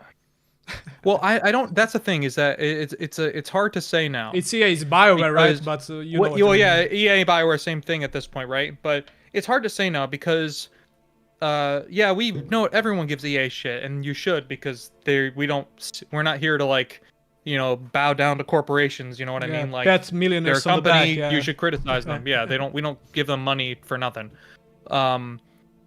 So it's hard because, like, for example, with Anthem, EA gave them a lot of time to figure out what the hell to make Anthem, 2, to figure out how they were going to relaunch Anthem.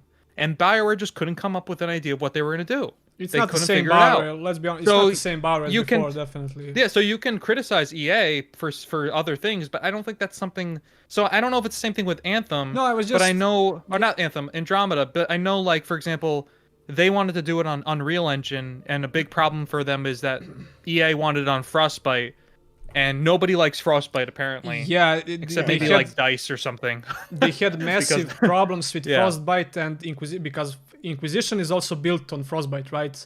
And because it's not an RPG engine. I mean, not that any engine is it's a gameplay engine. Is a gameplay engine. Yeah, but and is a gameplay engine. Some of the developers said in one interview that it was a nightmare, basically, developing the Inquisition on Frostbite, and it was actually a miracle that the game works that well as it does, Inquisition, right? So yeah, but the reason why I mentioned the B team and the reason why I mentioned EA is because the production value, not just the game itself and features and mechanics and whatnot, just the production, the budget of the game, right? Because the memes, the animation memes, the lip syncing issues, and that was really surprising to see, because the game that came out in 2014, which is Inquisition, had really, even for today's standards, great production value when it comes to animations, when it comes Mass Effect 3 in 2012 has great production value. Yeah, so it's kind of, that's why I mentioned DEA. It's maybe that's the thing, right? Yeah. I mean, you can hate. Listen, you can hate. Like, Mass Effect 3's ending is dog shit. I'm sorry. It is. Even with the extended cut, it's fine. Whatever. I'm over it. That's not the point. The reason I bring that up is like, but Mass Effect 3 itself, like in as a whole, is a very very beautiful game. It's like a presentation wise, up until maybe like the last like hour or two, it's really well made and it's really well written. I was watching some like scenes from it yesterday. I was like, this is really well written. Like, the writing is just really good still to this day. But anyway, I could talk about Mass Effect for hours, What do so you probably think, should just let's ask our other guys here. What do you think? yeah, please like LastKnownMeal? stop me. Yeah, but you were awfully quiet when it comes to Gothic, so I wanted to ask you and give you the opportunity to redeem yourself. Yeah. Yeah, let's Yeah. go with LastKnownMeal. What do you think about the Legendary Edition and Mass Effect in general? Did you play Mass Effect Trilogy back in the day? Or Oh yeah. I still am a huge Mass Effect fan. For me, Mass Effect is the best sci-fi gaming franchise even to this day. Really? Yeah, yeah. That was one of the games that My I boy. was like, I believe. Yeah, I believe We're that's gonna get one of- along well.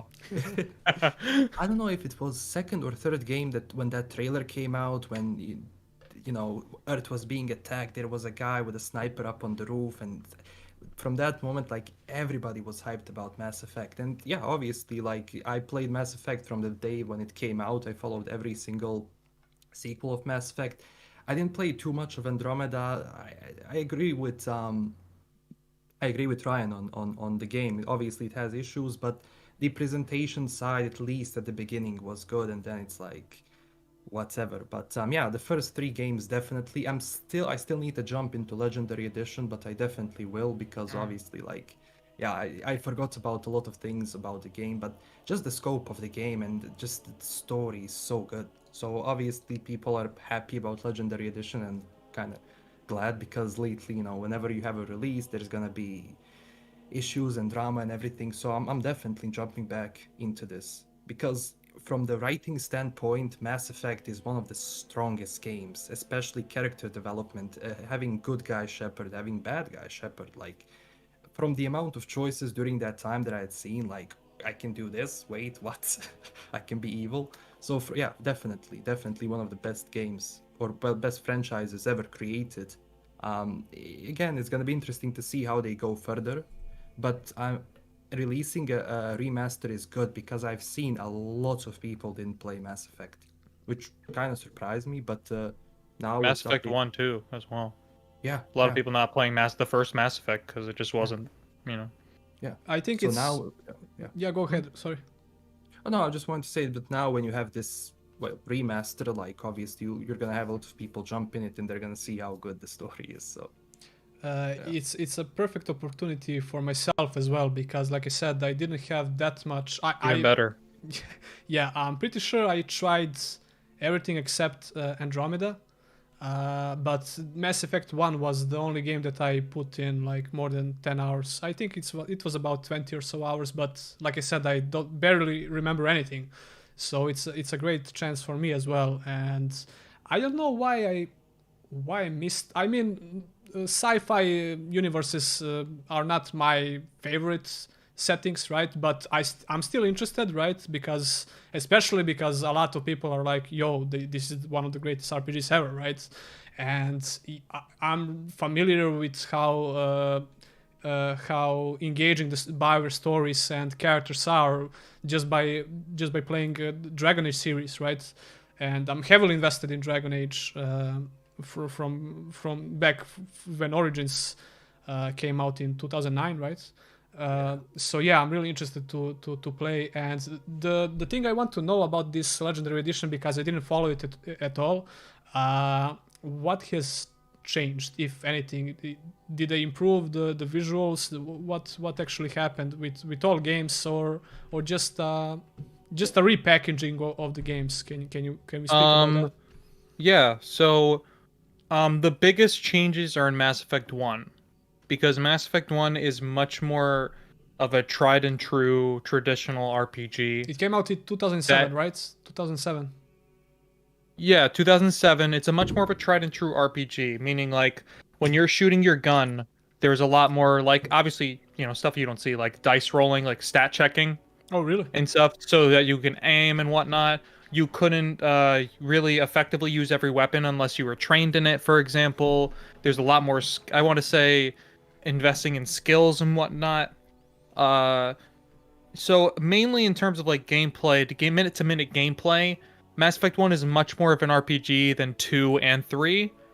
But overall, they're all RPGs, but like I think 1 is like the most tried and true like RPG.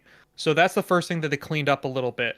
I still think it's like not Mass Effect 2 or Mass Effect 3 level of polish and like consistency per se, or tightness.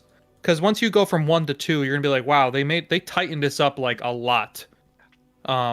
But Mass Effect 1, so they cleaned it up a lot. So there's like a slight aim assist and whatnot. I think definitely on console. I don't know about PC, but I know there's on console. They added a little bit of aim assist. There's a little less what's the word for it? There's a little less of stat checking. It still does it, I think, a little bit, but it's a little less, so you can definitely like aim with other weapons That and kind of whatnot reminds and me, like more effectively. Correct me if I'm wrong. Sorry? That kind of reminds me of, maybe I'm wrong, but that kind of reminds me of when you mentioned dice rolling, right? That kind of reminds me of the strategy game that's really popular. Oh my god! But you had chance to miss on hit, chance to hit. XCOM, yeah, XCOM, right? Thank you. That kind of reminds me of those mechanics. Or is it any similar to that? Because I can't remember. I just remember cover and shoot, right? But can't remember the details. Yeah, I haven't played it. I don't know much about XCOM, so I can't speak to that. But it's just when I say dice roll, I mean more just like stat checking. Like it's Kind of just sounds like old school RPGs, like Morrowind. Yeah, like it's kind of like that, but it's not. Obviously, it's not exactly like Morrowind in that sense. Yeah. But yeah, it's like stat checking you. There's that. They fixed up a lot of the gunplay. They fixed some of the powers. So like for example, like a power like immunity, which gives you like a bunch of different like stat buffs. It's a much stronger buff now, for example, but it's like it lasts less. It takes a less amount of time. Doesn't what am I trying to say? It doesn't last as long, for example. That's one of the couple of things, like different powers and stuff. They fixed the vehicle a little bit, not a lot, a little bit. The Mako, which was a point of contention for years. Some people really like it because they think it's kind of goofy in that way and they like the nostalgia of it. Or some people just think like, oh, it's just a vehicle you drive. Who cares? Yeah, rose tinted glasses. Right, and that's the thing though. But like, if you play the game, you're gonna be like, wow, they make me use this vehicle a lot. Even if you don't do the story like the side missions, you do the story. Like they make you use it in every level. So it's like, damn. But yeah, it has a little bit more weight to it. They did stuff like that, tweaked it a little bit, so it doesn't bounce as much around like it used to. It's got boosters in the back. Definitely the visuals is all remastered in 4K. That's so you can play the game in 4K. For the first game, or all of the games are in 4K now. You can play them all in 4K. They have different. You can check on I think EA website. They have a bunch of different like specs per depending on what platform you're on. I know they said PC you can get up to 240 FPS. Consoles is a little different. It's like 60 FPS for 4K, and then you have like quality, like a frame rate mode, which favors the frame rate, whatnot. I saw one video from Digital Foundry, I think, about the performance. Yeah, they do a lot of stuff like that. So I'm not like I can tell you like I haven't like I think LastKnownMeal asked me before we went on the stream, like I didn't notice any noticeable frame rate drops. Because you know, like I don't know how sensitive you guys are to frame rate, but correct me if I'm wrong. Like unless like you have like multiple frames drop, if it's like a 0.5 frame or like even like 1 frame, you don't generally notice it too much. But people are such elitists nowadays for sure. And I know some people are gonna be like, well, no, I feel it. Like I'm sure you could. I'm just saying, like for me, like I don't really notice it. Like if the game goes from 60 to 45, yeah, of course you'll notice a little bit of a drop. But if it's going like 15, if it's going like 60, and then it goes like 59.9, you're gonna be like, oh, 0.1 frame. The thing is, I can notice it. I can notice even slight frame drops. The thing is, it doesn't bother me. That's the thing. But a lot of people are bothered by frame drops, and they get so invested in tracking the frames. In like, why? I mean, dude, I'm still playing games on my PSP, which is like ridiculous, right? But yeah, I mean, I can understand, right? And I always try to bring those points in my reviews because I know the people are so sensitive about frame rates these days. Sorry. I'll just say I'll just finish up and say that Mass Effect 1 has the biggest overhauls, and then once you get to 2 and 3. It's not as big. It's just more like tweaks here and there to make it a little more, just to clean it up a little bit. And obviously, one thing you'll notice right away is that the graphics are 10 times better and like overhauled. Like, I still think they all look like they're all decent looking games, but Playing them in 4K is obviously, like Matt Scott said in the chat, like Legendary Edition is, I would argue, the best way to play all three of them. If you haven't played them, or if you have, great way to play them all. Speaking about the and comments, old copies too. Old copies are fine too. That's true. but now hey, you have a great deal with the Legendary Edition, so no reason to buy all the copies. 3 games and like 40 DLC for $60. Yeah, man, it's crazy. So it's a good deal. That's what I'm planning to do at least. Speaking about the comments, sorry, I wanted to read one related to Andromeda by Sverkir. He says, I'm playing Andromeda right now and I like it well enough, but it's supposed to be a new galaxy, new world, but the themes, ideas, villains, etc. are so uninspired. There's so much unreleased potential. What do you think about that, Ren? You would just agree. That's it. Yeah, no, I mean that's exactly that's right. pretty accurate. It's well, that here's the thing too. If a YouTuber I really do encourage everyone to watch because he does really good videos. Is Racevic. You guys might have heard of him. He does thought like you were really going to long. say my name, but okay, I'm kind of disappointed. No. Yeah, I mean you too, but you know Racevic. He does like really good videos. On like different games and stuff, and I think he did one on Andromeda. He does like, he'll do on like, Andromeda 4 years later or 3 years later, something like that. Oh, I'm familiar. And with he that. did like a big like an hour or two deep dive, I think like big deep dive into the game, because he doesn't just critique the game, he also like goes into like the history of it and stuff. And one thing he pointed out what I thought was really interesting is that the game, like when they announced the game and said it was coming out like, like a year from now this day, they hadn't even made the game yet. Like they built this game in a year. So if you go into it with that in mind, you're like, wow, considering the game was built in a year, this is impressive. Yeah. But it goes to the point of kind of unrealized, potential unrealized and not uninspired. It's like, yeah, it's true. The story itself is not the problem per se, because you can have like a kind of okay story, but if the performances and like the writing's real, or the, like you could supplement it in other ways that I think will mask some of it. Like I heard this phrase recently and I think it holds true, and then I'll shut up. Simple story, complex characters. Okay, I think that's fair enough. Okay. Yeah. So yeah.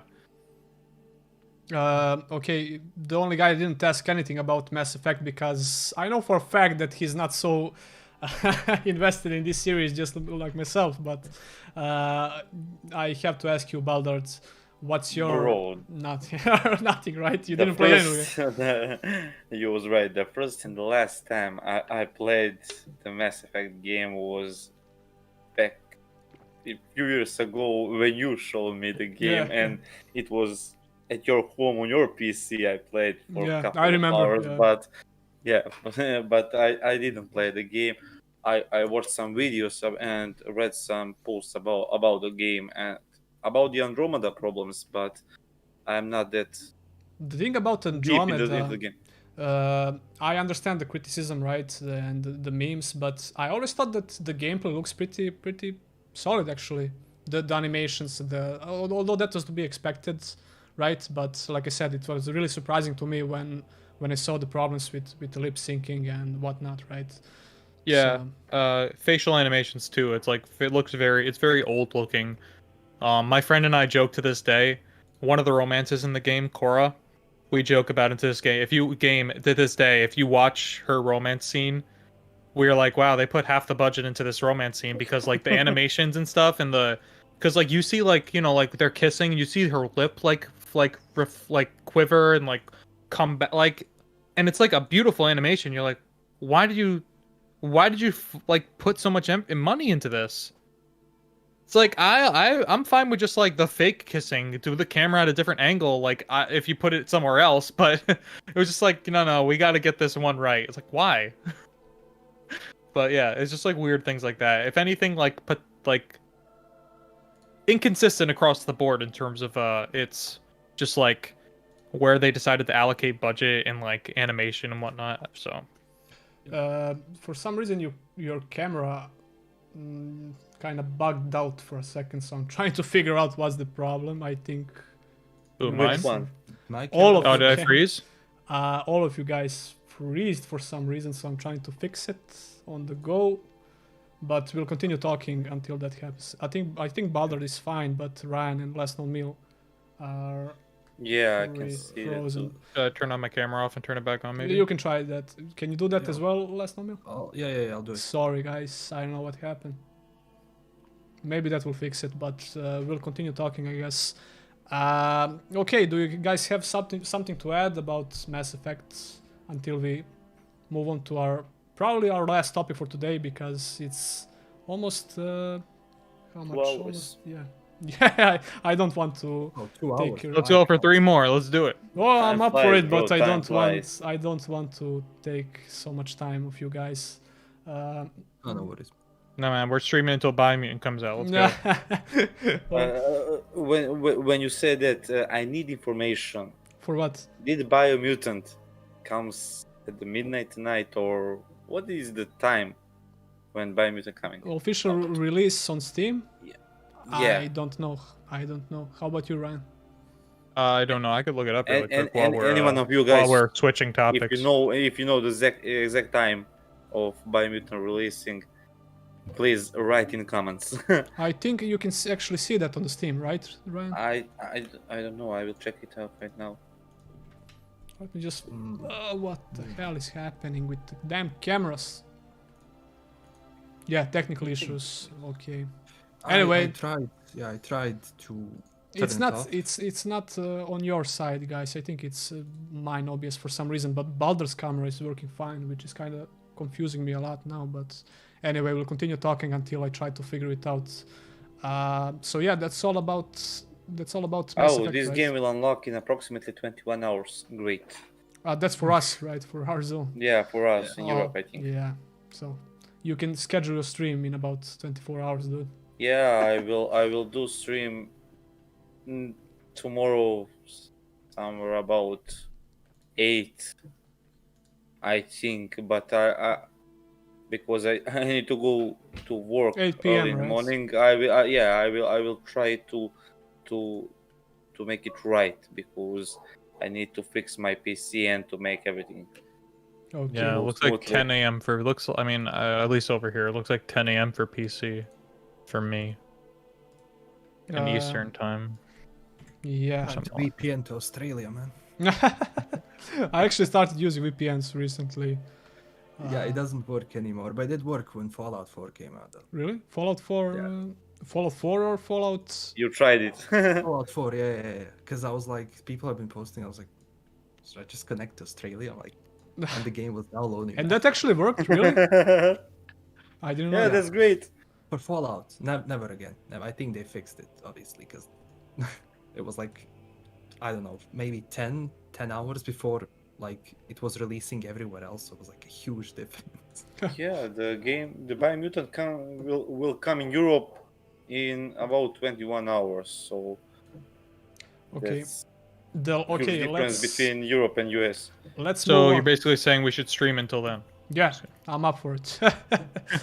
The last topic, I mean, it could be the last. We can talk more if you guys up for it. I don't mind, but our next topic could be interesting for everyone. I don't know your engagements, Ryan and LastKnownMeal, in this series, but Capcom recently celebrated 9th anniversary of Dragon's Dogma. So I would like to hear your guys. Yes. Okay. Okay, Yes, when you're so got excited. another one. Got another banger for me. If you're so excited about Dragon's Dogma, okay, what can you tell us about your engagement with the series until we start speculating about the sequel? I think I don't remember when. I just remember seeing gameplay for it, and I was like, "This looks really good," and I think I picked it The up. game with the best combat system, definitely. Yeah, I'm gonna say this right away. I will say one thing I thought was kind of annoying. This is getting away from like the game for a second. Is like, they released an expansion pack, but you couldn't buy it separately, like digitally. You had to buy the game again, which I thought was really annoying. Obviously, now when you buy the game, that's the definitive version, is Dragon's Dogma Dark Arisen. But, yeah, I love Dragon's Dogma. I thought it was the story sucks. Yeah, pretty much. I don't think anyone disputes that. Pretty much. There's like a very major thing that happens in the story, and then once it happens, nobody mentions it again, which is really awesome. I think the story in general was I would Yeah, say it wasn't horrible, it's terrible. it was The serviceable, boss- right? Only, Yeah, just the that's- boss fights were awesome. The gameplay I just really enjoyed because it's actually really hard in a Yeah. lot of ways. It's really hard Not climbing easy at up on all. the Cyclopses and it, like riding on like griffins while it flies around. That's awesome. it has a lot It's of just- similarities. So yeah, it's so awesome. Like it's so much fun. Great game, really overall. But I would really like. I have a very fond memories of in the Dark Arisen DLC. They have like the Grim Reaper literally in the game, and yeah. what I used to do is I would like basically I would take like a stat buff thing with like experience like double Okay. double experience thing, and I would kill him, and then I would like grind. I would like boost like 20-30 levels. So The Bristback Isles, right? That was the expansion zone in the yeah. I did play it recently. I think I bought it again on PS4 because obviously I don't really play Xbox too much anymore. I played it and it wasn't. I wasn't as in love with it as I was the first time I played it. But it's still a good game, and I would love. Yeah, it's still a good game, and I would love to see a sequel. A or good one. combat system never So ages. one poorly, question: so- you played the Dragon's Dogma, but you didn't play Monster Hunter. No, That that's a was- weird thing. Yeah. That's what I was going to say, because when it comes to the gameplay, Dragon's Dogma has a lot of similarities with the combat system from Monster Hunter games. Yeah, But especially with boss fights. yeah, Well- it's different. It's a lot, but it has a lot of similarities. It's still a different system, right? But a lot of commitment to animations and stuff like that from Monster Hunter. Yeah, funny enough, I think I'm gonna check, but I think Monster Hunter World is given as like a part of the PlayStation Plus collection on PS5. If you have a PS5, if anyone, No, you know, but with my so since I have like can I 13 borrow one PS5 from you, man? Don't stuff- go there, yeah, I have it. Yeah, see the whole wall up there is PS. I'm just kidding. yeah, they're all on the that wall. was our ongoing meme. Yeah, in the yeah, last they're stream. all in the wall on the drywall. I Oh, just yeah, I hide them fixed when the I'm cameras, streaming. so okay, that's fine. I think now. But yeah, so I do technically have a license or like a digital license for Monster Hunter World. I never really got around to it. But Dragon's Dogma is awesome. We have a comment by Night, and I recognize this guy because he's developing one really promising RPG actually. So, and he said that the rumor is a new Dragon's Dogma is in the works since they're ending the MMO. Oh yeah, there was a lot of people not actually familiar with the Dragon's Dogma MMO game. It was Dragon's Dogma I knew Online. about it, but yeah, but you could only play it with a VPN if you're from US or Europe, because it's on the Asian servers, and it's actually a pretty decent game, judging by the opinions of the people who played it. The Lazy Peon had a video about it, I think a couple of years ago or a year ago. I can't actually remember, but it was basically the same game but with MMO features. Well, the same, maybe it's not actually the same, but it had a lot of MMO features, and it kind of looked a lot more like Monster Hunter to me than Dragon's Dogma, but it's still the same concept with the bosses and whatnot. But yeah, like I said, they announced the 9th anniversary, so just by it could be nothing, right? But just by acknowledging that, we could see something soon. And right? you gave me idea for the video, bro. There you go. So, what about you, LastKnownMeal? How's your relationship with this series, if you have it? Did you play the game? I did actually play a game long time ago though, but I never actually got too far into it. I actually liked the combat, but the story, because it wasn't Trash. kind of throw me away from the game. I actually want to go back and replay it again, just because of the combat. But for me personally, if let's say the story is not good, even if combat is good, I'll just say like, I'll just lose interest. But I'm definitely interested now to go back to it, because I think you made a video about it as well. Yeah, Magic and I was system, like, I think. yeah, and I was like, okay, I need to properly go back to it, because that was a long time when I played a lot of games, especially like just going back tiny little bit. Mass Effect I played all those 3 games like 25 frames because I didn't have a good PC. It's like Same. Yeah, I sick played of Gothic 3 in this. 15 frames. So Yeah, so now, yeah, with Dragon's Dogma, obviously, I'm gonna go replay it properly because now it's like I'll it's be able to have frame rate. it's okay. It's an old game, so you can run it on a potato, right? But it's Yeah. a really optimized game. It's a really well optimized game. When it released on PC, I think the late Total Biscuit covered it, the port report, right? And he had a lot of praises for the port itself because whatever you did in the game on that when the port came out, the frame rate would just stay constantly at 120 FPS. So it's a great port, and I can confirm that the port for the Switch is also great because I got it recently and it's locked on 30 FPS, but it's constant 30 FPS, which can be really smooth if you can adjust your eyes to such a low FPS. Sometimes it's like that, you know. What do you mean? Sometimes like just I would think like objectively like a higher frame rate or even having like a consistent frame rate at the very least like just makes them more Consistent enjoyable. frame rate, yeah, is Like really important. Yeah.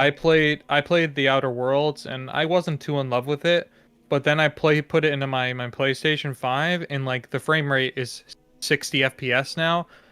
Enjoyed it so much more when I was playing it on my PS5 than when I played it on PlayStation 4. Yeah. And also having like the load times effectively cut in half is obviously a benefit. Yeah, it's getting crazy when it comes to loading. Really quick, I will say one thing I want to go back to Mass Effect for really quick. The load times, chef's kiss. Amazing. Like literally We're talking so about quick. PS5, right? Thank God. Yeah, if you're playing even if you're playing on a really good PC, I would argue the load times are super quick. Like that. Here's one unpopular opinion when it comes to this because, like I said, I played on a crappy PC all my life. I never really cared about loading times because, I don't know, it didn't actually bother me. You're one of the few. It didn't bother me to sing along with the soundtrack from Gothic 3, and the loading was like 7 or 8 minutes to get into the game. And when you actually get to the game, you have 15 FPS for the majority of time. Sometimes 20 if you're lucky, but so I kind of, I don't know. I like fast loading times. Bro, Who I doesn't, still right? remember how we played the Gothic 3. Yeah, Yes, it was buggy as hell, and we told it stuttering. We enjoyed it back in the days. Yeah, it was crazy, but obviously you adjust. You can easily adjust to better things, right? So yeah. The thing about Dragon's Dogma, you said that it kind of aged poorly when it comes to some features, right? The story, like Ryan said, the story was never actually. No, LastKnownMeal said that the story was actually never that good, and I completely agree. It's garbage. Yeah. To put it lightly. But it was serviceable, right? It kept you going through the game, and you could clearly see that the story and the whole game, how it projected the whole game, that this whole game is a mix between Japanese style MMORPGs and Western style RPGs, right? You could see that they were trying to appeal to kind of both demographics of gamers. So I don't know. You had a lot of fetch quests as well, which is like when you mention someone fetch quests today, they're like, oh, okay, it's the worst thing ever, right? But I'm still kind of talking from the gameplay perspective. Fetch quests are not a problem to me if they're completely optional and they give you something to, I don't know, level up your character. But they should be like completely optional. I think that newer Assassin's Creed games, I won't say they go too far into microtransactions and all of that, but that's saying the least. Yeah, the fetch quests, the fetch quests themselves. A little bit, yeah. Let's not talk about that because we all know how we feel about microtransactions and people are always pissed, and I completely agree. But when it comes to the fetch quests and optional quests, you take them from the board, and and you can totally ignore that, right? And just go doing story missions and side quests. So I think that's a good approach. But going back to Gothic, actually, fetch quests, if I can explain someone like Ryan who never actually played those games, fetch quests actually mattered a lot in those games, and they were so well done that you never actually thought when you complete one that, wow, this was a boring fetch quest, right? But because a lot of factors were related to this, there's a great video that I will send you actually to watch. It's not too long, so Yeah, I recently started to playing Gothic 3 again, and bro, comparing to games, to new games from this year and from newer games from 2019 and back then, the questing system and the exploring and everything in Gothic 3, it feels different, right? Especially in Gothic, yeah, it feels different, but it's, I don't know how to say, it's perfect. It feels great to play. I understand you. It's Even far if from it's perfect, all- but it's all yeah, I know game. what you mean. I know what you mean. I was trying to make a point about fetch quests actually in Gothic 2 and Gothic 1. I think that Gothic 3 did a worse job when it comes to fetch quests, but it was still decent, if you ask me. Because if you would take one fetch quest, like the guy gets you this quest to get his eggs back or something stupid like that, right?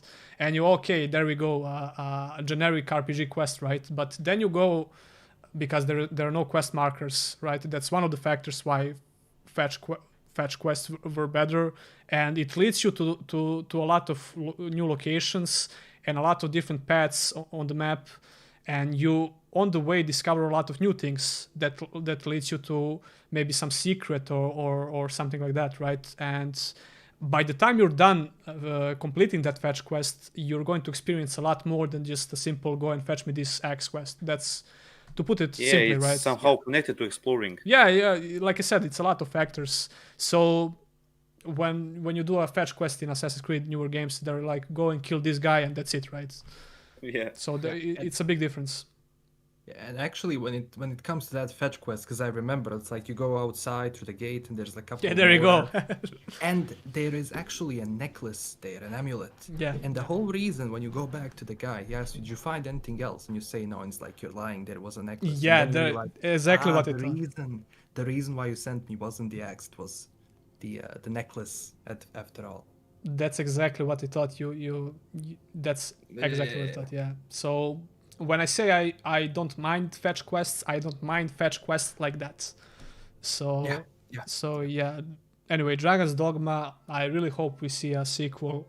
I don't think it's going to be, although Capcom just recently released a new Monster Hunter game, so I don't think, although that was the portable team, I don't know what they have in plans for their next big release. Resident Evil came out recently, so I think we can hope for a sequel in the next year or two. If it doesn't come out in the next year or two, I don't think we're going to get it at all. So yeah, I think when the first one came out, Dragon's Dogma, well, I shouldn't say first one, as in there's another one, but when Dragon's Dogma came out, I think Capcom had stated that, like, when it first came out, or when it just was coming out, and they were asking about fans were asking about a sequel, and they were like, listen, if the game, like, they were happy with the reception. They were like, wow, like, awesome, like, everyone likes it.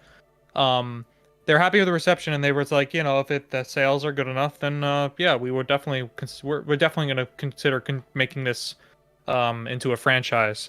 And I think they should. You know, I think it's kind of the same discussion that's been going on with Days Gone and Days Gone 2, if the hypothetical one. It's like, I liked it. It's almost, I never played Days Gone, by the way. I'm just saying, like, I think you have a good foundation that you can build upon and just make the sequel. If, for example, like LastKnownMeal said with, like, the story, like, for me also the story sucked, and I think we're all agreeing that the story is, like, they can improve upon that. There's all these things that they can improve upon in a sequel if they're just given the opportunity to do so. Scenes, yeah, almost everything related to story was kind of awkward. Like, I don't know, the animations are even outdated even back then, I think, when it comes to the dialogue and all this stuff. So yeah. The pawn system's awesome, I will say that. But the pawn system, it has its flaws, like, but they're minor, and for sure, there are memes nowadays, like, I don't know, I a lot of the top comments on my Dragon Age Dogma videos are like generic lines from pawns, so that's kind of always funny. But yeah, the pawn system in general was great. Yeah. I always love that in games when they have like the repeatable like NPC dialogue or something in combat.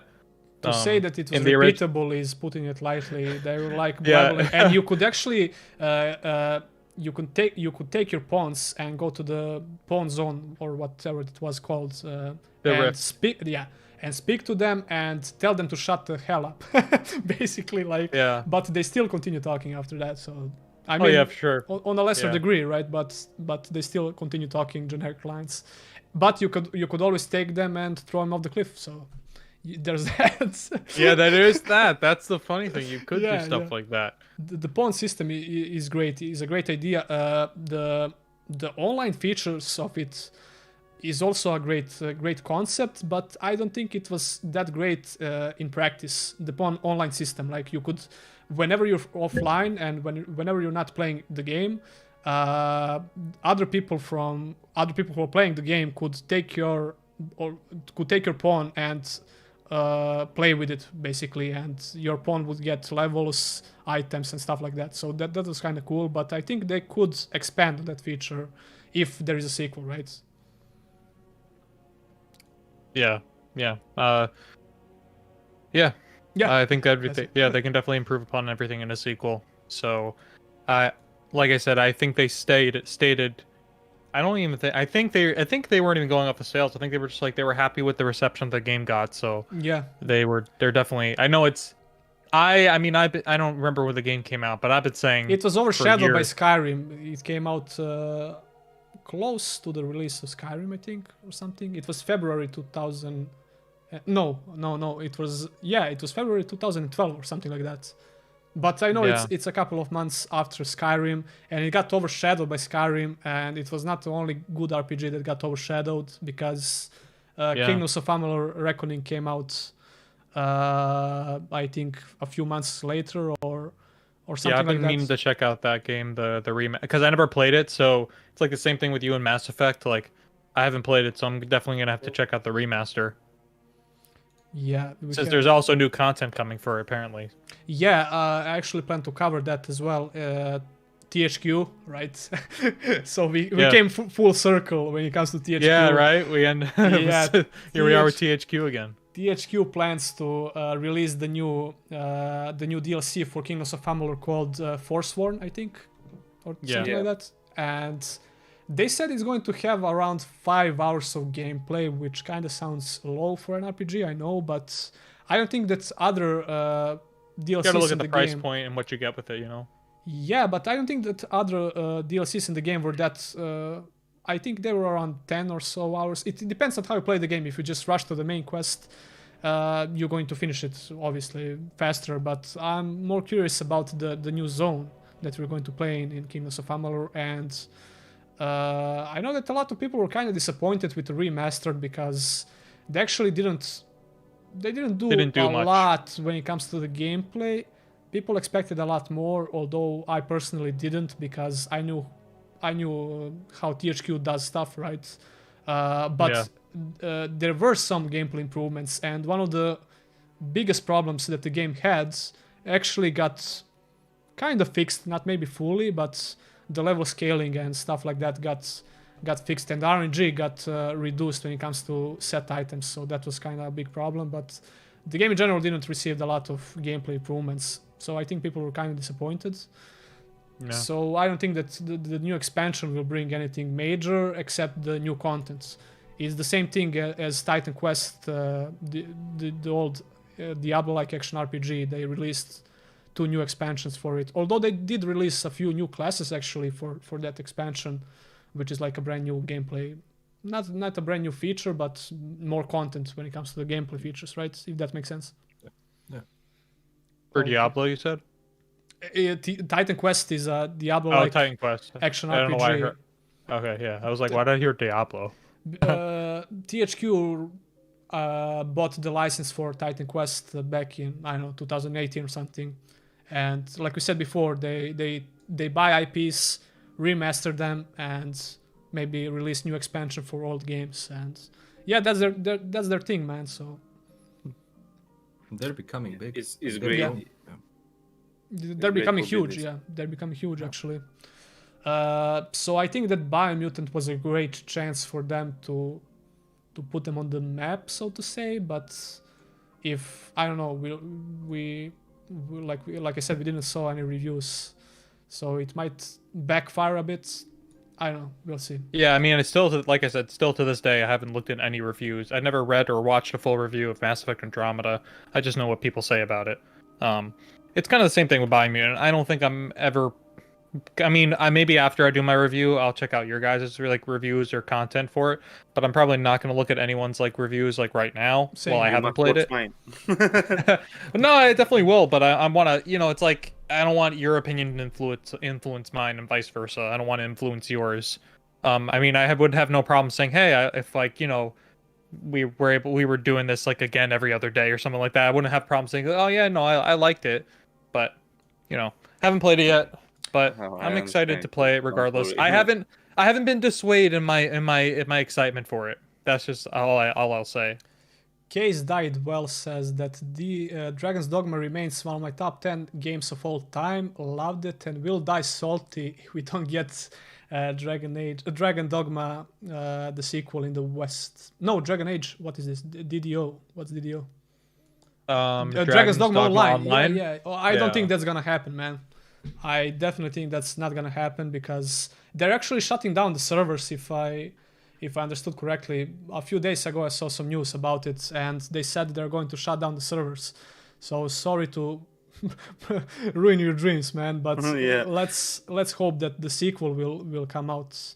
I think that's personally I think that's more important. But yeah, Dragon's Dogma is definitely a great game and great gameplay. A lot of gameplay choices, weak on the story, like we said. But yeah. Any of you guys have something to add maybe about Dragon's Dogma? No. Personally, I'll just replay it again so I can form a better opinion. Yeah. You can sink easily hundreds of hours into it, so get ready for that, man. But I mentioned that it got overshadowed by Skyrim, and I truly believe that was the case because not only even Kingdoms of Amalur, right? And I think that people just didn't anticipate the mods community and the mod popularity and how it will keep the game alive, how it will keep Skyrim alive. So yeah, they thought, okay, it was like 5 or 6 months after Skyrim release, they were like, okay, we're fine to release our game. Like people are probably moving on to new stuff. A little did they know that modding community will take over. Yeah. So yeah, what do you, when I mentioned that, what do you guys think about modding in general? And should more? I mean, the answer is simple, right? I think we could all agree that the modding kept Skyrim alive. Yeah, not only Skyrim, years. Even Oblivion had a strong, but Skyrim popped out, right? But Skyrim was a huge deal. It still is. People are still buying the damn game. I bought it on the Switch again. I gave Todd my money again. So, so yeah, but. Like I said, modding is really important, and I wish that more developers are more open when it comes. Modders, more space when it comes to modding tools, and I think it can keep the RPG alive, man. Although smaller studios. Sorry? You have been talking about game in one of your videos where you will be able to you're talking about Skyrim as a modder, you're thinking about what was the RPG that you know reminds what me I of mean. Morrowind. Yeah, I know modding tools. Yeah, it was actually that's an interesting topic because the Isles of Adalar, that's the name of the game. Isles of Adalar is an indie RPG that visually it reminds me of Morrowind because of the fauna, but they have really strong modding tools even in the alpha state of the game on Steam. And people who tried the game were like, it had mixed receptions in alpha state, in early access, but even because of the modding tools, because they provided such strong modding tools, there were a lot of positive reviews because of that. So yeah, I think that modding is always great. And although I never understand... It was the good feature in the game. Yeah, I never understand some people that are like, when it comes to Skyrim, I did a lot of videos about Skyrim mods. And when I see someone that's pissed off because of the mods, I'm like, dude, it's free and optional. why are you mad? You don't have to use it, right? It's so stupid. Just don't use mods if you hate them, right? But hating on mods is ridiculous. So yeah. So yeah. Well, yeah, that's the only thing though. It's like I just wish there was more wide support for mods on console. But I think, in some ways, I think developers or studio or publishers are probably like wary about it because, for example, with Skyrim and like a game, or even like the newer Fallout games, what ends up happening is, and you can even say this for like Mass Effect Legendary Edition, it's like all the stuff that they put into the game or they put into it, like Fallout with all their DLCs, like with like Automatron, like for example, like adding all the stuff to the workshop, like, or even adding like elevators and stuff, like people will be like, yeah, we've had that for months because I modded in. Same thing with Skyrim. When they added the house building, people were like, I've been able to build a house for like years now. That and survival system, yeah. So yeah, that's why I just wish there would be kind of like a more wide support for mods on console. And I think there is some solutions to it because like I know like for example like I don't know about you guys, I'm also really big into like city building games. And when I say city build, I'm big into them. I don't mean like I'm like a aficionado. I just mean like I really like City Skylines. I play a lot. Tropical 5, is that am I mistaken? No. Yeah, I haven't played that one, but yeah, like I'm big into. I can sink like hours and hours and hours into like City Skylines, for example, or like back in the day, City Life. I could sink all those hours into it, and there are ways like they have all these content. They have all these creators, content creators that they make like buildings and assets and stuff for the game, and then you can buy it. So there are ways where like people who make these mods, maybe not like big mods per se, or I don't know, but depending on the game, but there are ways for them to do that they can there are ways for them to kind of like make sure that creators are getting the proper the support and credit for the things that they create in games. Bethesda did a good job because of no matter how much I can criticize the creation engine because it's old as hell, it's allowed modders to create too easy. Yeah, it's really powerful when it comes to mods. Yeah, it's really easy to create mods. Yeah, and Bethesda knows how important mods are to their games. Yeah. They know. That's why they support it. And I know that all of this story about people really want new engine for Bethesda games, and I get that, and I totally agree. But I'm afraid when it comes to mods, right? How will it be at least half as good as the creation engine when it comes to mods? When it comes to mod support, right? So they definitely take that in consideration, and people. I mean that some people don't like mods, right? I know. I wouldn't say a lot of people, but judging by my comments on some videos, right? So yeah, I don't know. But I think a friend of mine's kind of weird about that. He's like always like, I don't really download mods unless they're canon to the story. I'm like, what? Exactly, yeah. I was gonna guess why. What? Yeah. Funny thing about that, I was exactly like your friend, almost exactly like him, because before I started using mods for Oblivion back in the day, I was like, that's gonna change the creator's vision of the game, right? And needless to say that I was stupid, right? But it depends on what mods and what. Obviously, some mods can totally change the game, can completely even change the game. You can see Skyrim. You wouldn't even recognize Skyrim when you see some crazy Japanese mods, like this is a JRPG, right? But that's completely different. But you have immersive mods, you have mods that generally try to fix some core problems with the game, right? Yeah. So like community patch for Gothic 3. Yeah, and I did a comparison between community patch for Gothic 3 and Skyrim unofficial patches, which is basically the same thing. Community fixed the game, right? Yeah. So it had a lot of issues when it came out. I couldn't even continue the game at one point, like in main story, like just wouldn't continue the dialogue. So I was waiting for just things to be fixed for like a few weeks before I could continue playing the main story in Skyrim. So, that happened with me in Dragon Age Inquisition. Really? I didn't There have was any a problems with bug. Inquisition. There was a bug because you can pick like I think 2 voices for male, female, whatever. There's like the American like the American accent one, and then there's like the like a British or English accent one. And I picked the American one because what I just I am, and I just wanted to hear that voice, and I like the voice. I like the voice.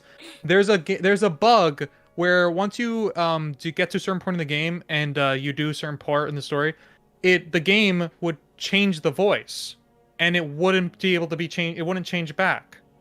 That's weird. So what I did was I said, all right, put the game down. I didn't play it until they fixed it. They did eventually fix it, but I was like, this is hardcore, bro. Yeah, I was like, I'm sorry, I'm not gonna play the game. Like, yeah, because you made your character in your own vision and everything. I'm like, I'm not doing that. I'm not playing the game until like this is the character I made. You let me pick the choice. Don't just take the choice away from me all of a sudden. Yeah. What the hell? This is definitely hardcore. It is hardcore, but hey, Speaking I made the character. Speaking about Inquisition, what do you guys think about Dragon Age 4 and what's your expectations for that game? I'm actually getting ready to make a video about Dragon Age 4, specifically about the combat system and how. Yeah, I want to start covering it too. I didn't exactly want to cover the game itself, but I really want to talk about the combat system and BioWare's approach to the combat system, because they were so back and forth with the combat system from Origins. Origins was totally tactical based, like pause and action. Right? It was not action at all. Actually, it was like basically like strategy. Baldard, your camera broke, man. He dropped his phone, man. Okay, he'll be back. Yeah, like I said, and the switch to Dragon Age 2 was like night and day. It was completely action oriented. It had like strategy elements to it, but the strategy menu, it was so lackluster compared to the first game, because they were obviously trying to capture the attention from the action RPG audience, I guess, because it was really fast, Dragon Age 2.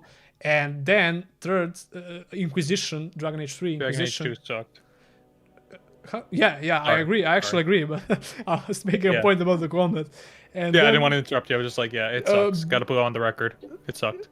Go right ahead, I don't mind. And Inquisition tried to basically make a hybrid out of those two games.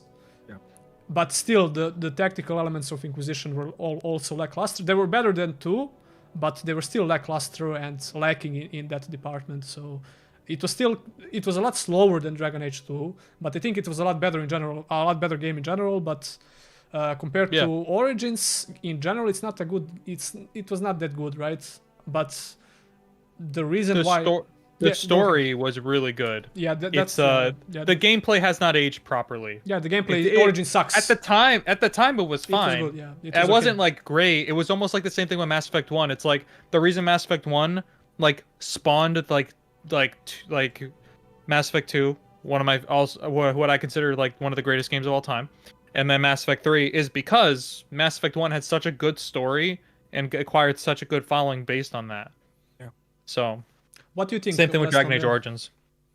Damir, what do you think about the Dragon Age 4 in general?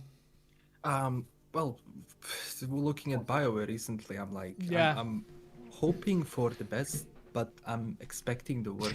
the best approach. The best approach.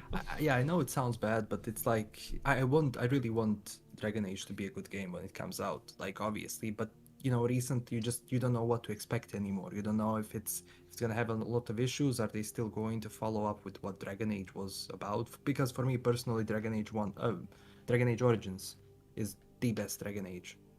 When it comes just through everything, through the story and everything, it was grandiose. Like just the big battle in the beginning and everything, which you were not a part of, but you still felt the presence of it. The presentation was great for the time. Yeah, amazing, it was great. Amazing. The story was amazing. Yeah. I'm hoping for the best. I mean, Inquisition, I played it. Yeah, it was okay. It was a good game. I enjoyed it, But we'll see what's going to be happening with Dragon Age 4. I hope it succeeds, because if it doesn't, that's another IP which might get put on a down the drain. Yeah. Yeah. Can we all agree that BioWare tends to blow their load a little too early with their games. Like they just like they'll be like, "Here it is," and you're like, "Oh my god, yes!" Like, what do you not have about it? Oh, nothing. We don't. Here's a Yeah. concepts. It's like, so you're not ready to like. I get like showing like I'm fine with showing CGI, but like, when they showed off Dragon Age 4, they clearly had nothing ready for it. No, But they were like, let's announce teaser, it man. and let's show off Yeah. like the concepts of the starting of building the engine. And I was like, wow, that looks really cool. But Just- also like, why are you telling us about it now? Yeah, it's clearly not ready. Not even close. There's nothing- yet. Same thing with Mass Effect 4. I'm excited for it. I'm gonna get it. You know, maybe that's a what's it called? Naive of me, but I'm gonna get it, and it's the same thing. But like, you didn't have to. You Wishful could have waited thinking, like at wishful least a year or thinking, yeah. two. Give us a little more information. But no, there's nothing for it. There's nothing built for it. So why are you showing us? I don't know, man. BioWare changed a lot. I don't think it's the same company like before. It definitely is not, It's no. obvious. It's obvious. So, but Well, go ahead. That's why. Yeah, I just want to say part of me does hold on to that hope. Like kind of LastKnownMeal said, like part of me does hold on to that hope that BioWare is going to redeem themselves, even though I'm not like expecting them to. I do hold on to that hope, so that's why I'm kind of happy that the Mass Effect Legendary Edition came out, because like they needed an easy win, and it looks like they nailed it. So they needed an easy win, and I think that'll just keep them afloat for a little bit. So I am glad that they had this like really easy win with Mass Effect Legendary Edition, but obviously I'm still like hesitant on them going forward if they can keep up the momentum that they built, or at least the goodwill that they brought back a little bit by releasing this collection. Speaking about redeeming themselves, do you think that Bethesda is in the similar position with Starfield? Because of the whole Fallout 76 and stuff. Yeah. I think they're in the You same guys, position. yeah, you guys can go. I definitely have a lot to say, but you guys can go first. What do you think about Starfield? I think you had a video about it, right? Or I'm mistaken? Yeah. Yeah. I mean, shush. I mean, that's something new that, Bethesda didn't do. I think that's just Bethesda's way of like, okay, we covered post-apocalyptic, we covered medieval. Let's now go into sci-fi. Let's see what we can do in sci-fi. So I hope, like, obviously that the game is good. Skyrim in space. Yeah. I mean, I think they're gonna maintain the similar formula that we got used to from Bethesda. But at the It's same obviously time, going to be built on the same engine, right? So Yeah, I think they upgraded it though, so it's not yeah. going to be. Yeah. it's not gonna be. Obviously I hope for better graphics, and I just hope for a good story, like something that we got used to from Bethesda before, like Fallout 76. Like it wasn't good. Like it was a kind of a poor experience overall. It wasn't really representative of what Bethesda was doing before, especially in depth and just questing and Comes to the overall. problems with dialogue in Yeah, Fallout 4. Yeah. and then bugs and glitches and everything. Oh, that's which that's entirely it's different insane, topic. like especially for because it's one thing to have those bugs and glitches in like single player, but when you have it in 76 where people could go into dev room, like come on, that's Don't worry, the mothers will fix it. yeah. So, I just hope that's not their do philosophy. think Starfield, I do think Starfield is some form of a redemption if they pull it off. But even if they don't, in my opinion, I still think that if when they release Elder Scrolls, people are gonna be buying it. Like that's just.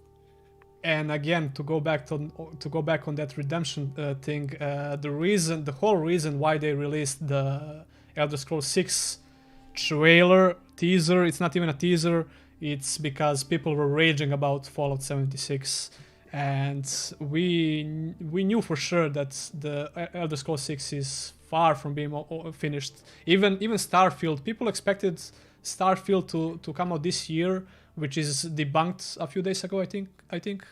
So Yeah. I had no hopes at all, because I made a couple of videos about new RPGs, top 5 new RPGs and stuff like that, and I think that there were like 10 or 20 comments combined on those videos about Starfield. Oh, why didn't you mention Starfield? Why not? Because simple, I don't think it's going to come out until 2023 at least.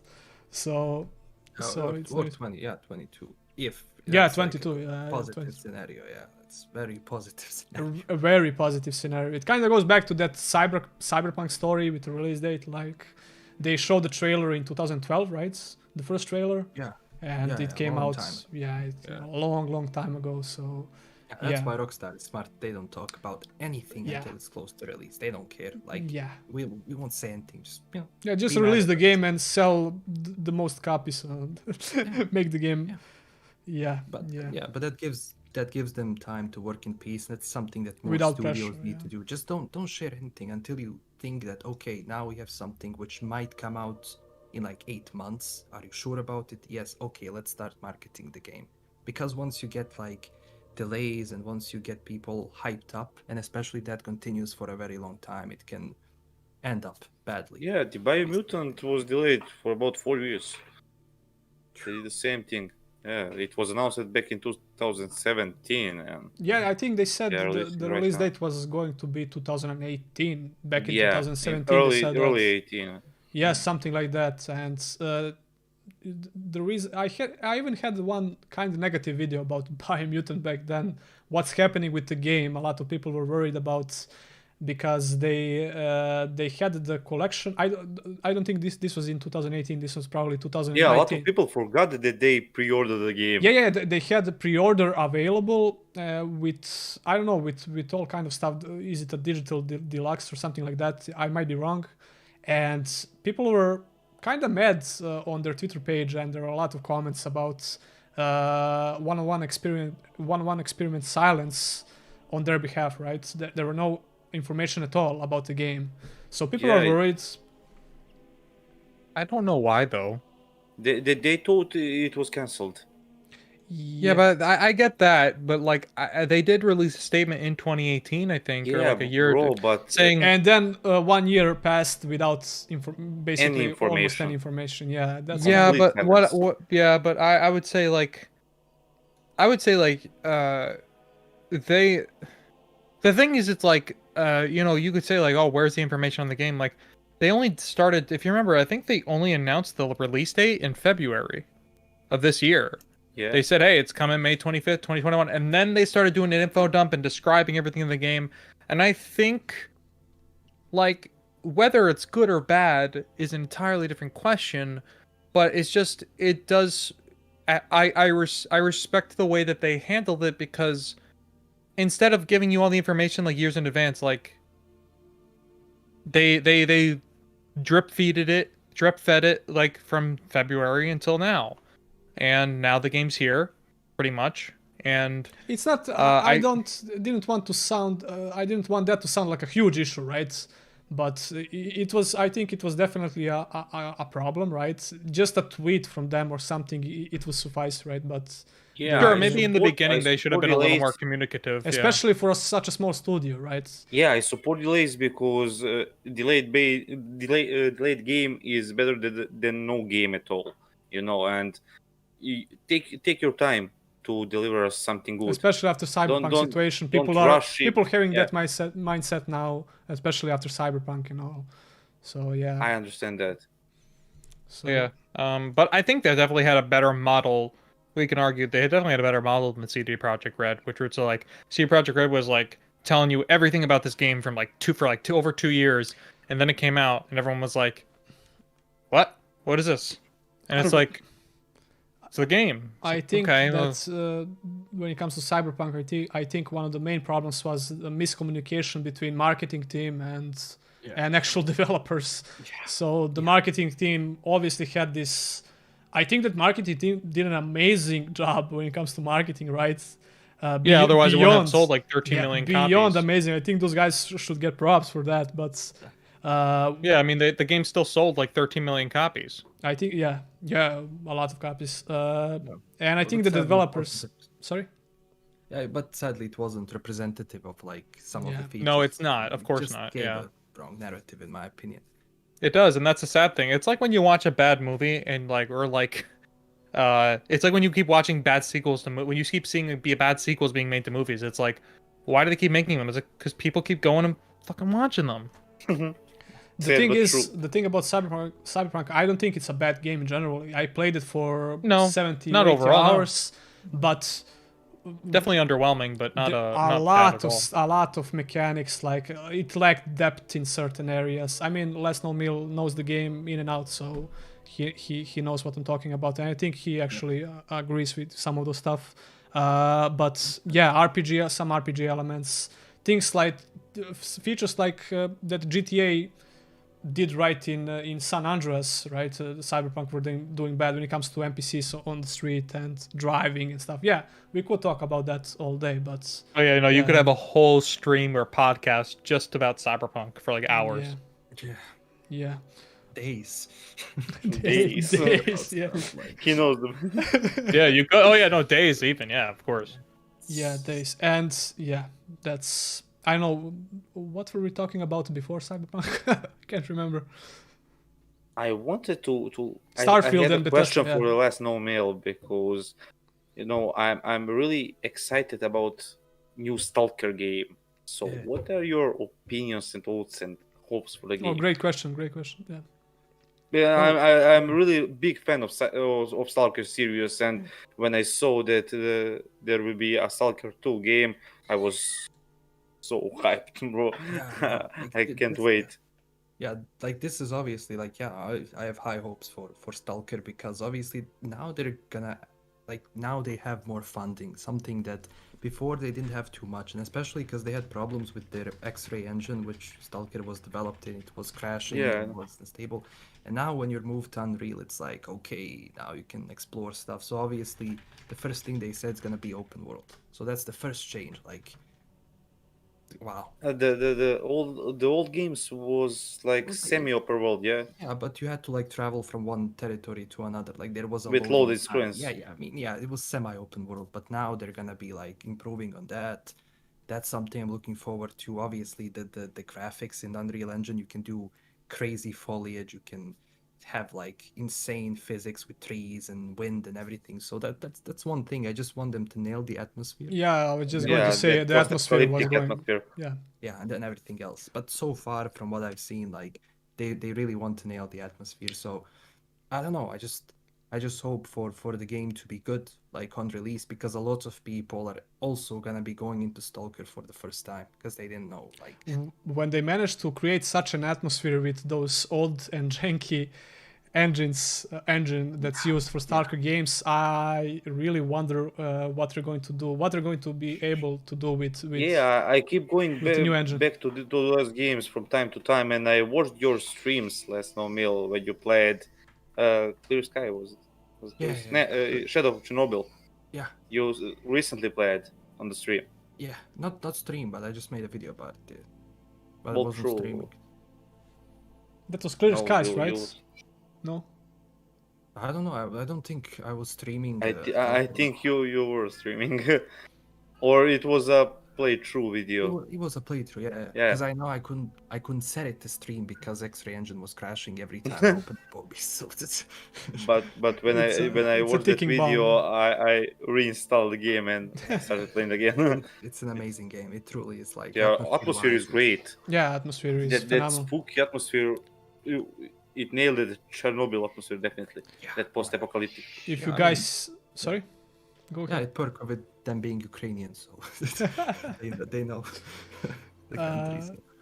Oh, I wanted to say that if you guys didn't watch set review for set, I can never get his name right. He's a big YouTuber. Does Satinki. yeah, I would say like something like that. Okay, I'm not even gonna try to pronounce his name, but set Technic, Stalker something review. like Just type that and enjoy. Yeah, but anyway, Stalker series is great, and I hope for the best with Stalker 2. Definitely, I just hope for it because that's gonna be also a major seller for Xbox, major Yes. seller. Because when people see like obviously now in Unreal Engine and they said they're gonna pay close attention to like weapons and everything, it's like, yeah, definitely something like probably my most anticipated game for like the past few years. Definitely, like one of the biggest ones. Like Besides Cyberpunk. yeah, so let's hope when it comes out, like it has minimal issues, or well, obviously you cannot release a perfect game. Like bugs appear, like it's impossible to see, especially when you have like 1 million people playing the game. Like they're gonna do something else, they're gonna move like a bottle, and they're gonna cause a bug. It can happen. But I just hope for a smooth release. That's all I hope for. We only have the teaser trailer, right? We don't have any actual gameplay yet. No. But I expect soon, actually. On Yeah, we had that information about the weapons, you know. yeah, weapons. They're gonna like they showed like different teeth, so like everybody is gonna have a different smile or something. So it's like, Yeah, you can Oh, yeah. customize the smile. yeah. So it's like I just hope for a smooth release and if they capture what they captured with previous games, I'll be fine with that. Because if they have jank, like every Stalker game had it, so I'm kind of used to it. I think they're going to improve on that field a lot because I feel like after the success of their older games, they're probably going to invest. I think they can, right, Yeah. invest more resources They have into the to game. now. And I think they're going to improve on the jank. They're going to reduce the jank a lot, at least. I mean, Unreal Engine is gonna help because obviously X-Ray was just not working. Yeah, yeah. To put it lightly. Yeah, but it's an old game, so Exactly. back in the days it was great. Yeah, back in the day, it was beautiful. Like technologically, it was insane because it had Yeah. a life system where it's like you see a dog carrying his prey, like Yeah, it's insane for that time. yeah. It was the same feeling when it comes to me when I first played the Far Cry 2, and when you shoot your guns, your bullet stuck in the gun. That feeling, bro. Weapon jams, in those yeah. times. Yeah. But when you mentioned That that, was great. game, the AI in Far Cry 2 was also phenomenal. Actually, you could see Yeah. soldiers moving the wounded soldiers away from the fire, and all of that kind of got lost in the sequels. But the production and the presentation got better, and I'm actually kind of sad because the gaming is in general moving in that direction. In those days, that was the big jump in gaming. Yeah. Although Far Cry 2 had a lot of issues, but when it comes to I loved it. yeah, you I could loved chop trees with your bullets. So it had a lot of, let's call it, unnecessary details, but still really important immersion creating details. So what about you, And the Ryan? setting You've was been great. awfully quiet when it comes to Stalker. Did you play those games? No, don't know much about them. I think is this the one that I think like Microsoft had like a showcase or something, and they showed off like a trailer for it. I don't know. Yeah. Yes. Yeah, that that's was the one. Yeah, that's all. That's really, I know. Like it's one of those like, oh, I know it exists. I just never played them or know much about them. So, like I said, you won't get me to shut up on like Mass Effect or something. But that one, like, I have to tease you a bit about the Yeah. stuff you don't follow. So yeah, no, I mean, I'm not gonna speak on something I don't know about. yeah, so. to follow you up on one argument about Xbox and mods. You said before that you would like to see modding on consoles, and I don't know if you're familiar with the mods on Xbox for Skyrim and Fallout 4, because it's kind of Fallout 4 a actually little really bit, decent. yes. It's kind of decent compared to the PS5 and PS4 probably. PS5, I don't know about PS5, but PS4 also had modding support for Bethesda games like Fallout 4 and Skyrim, but it was kind of terrible because Sony would only let you use the default assets of Bethesda games. They would not allow any third-party assets, so it was like kind of pointless. The best mods for those games required Sony those does, resources. for some reason has like this anti-modding stance, which is very puzzling.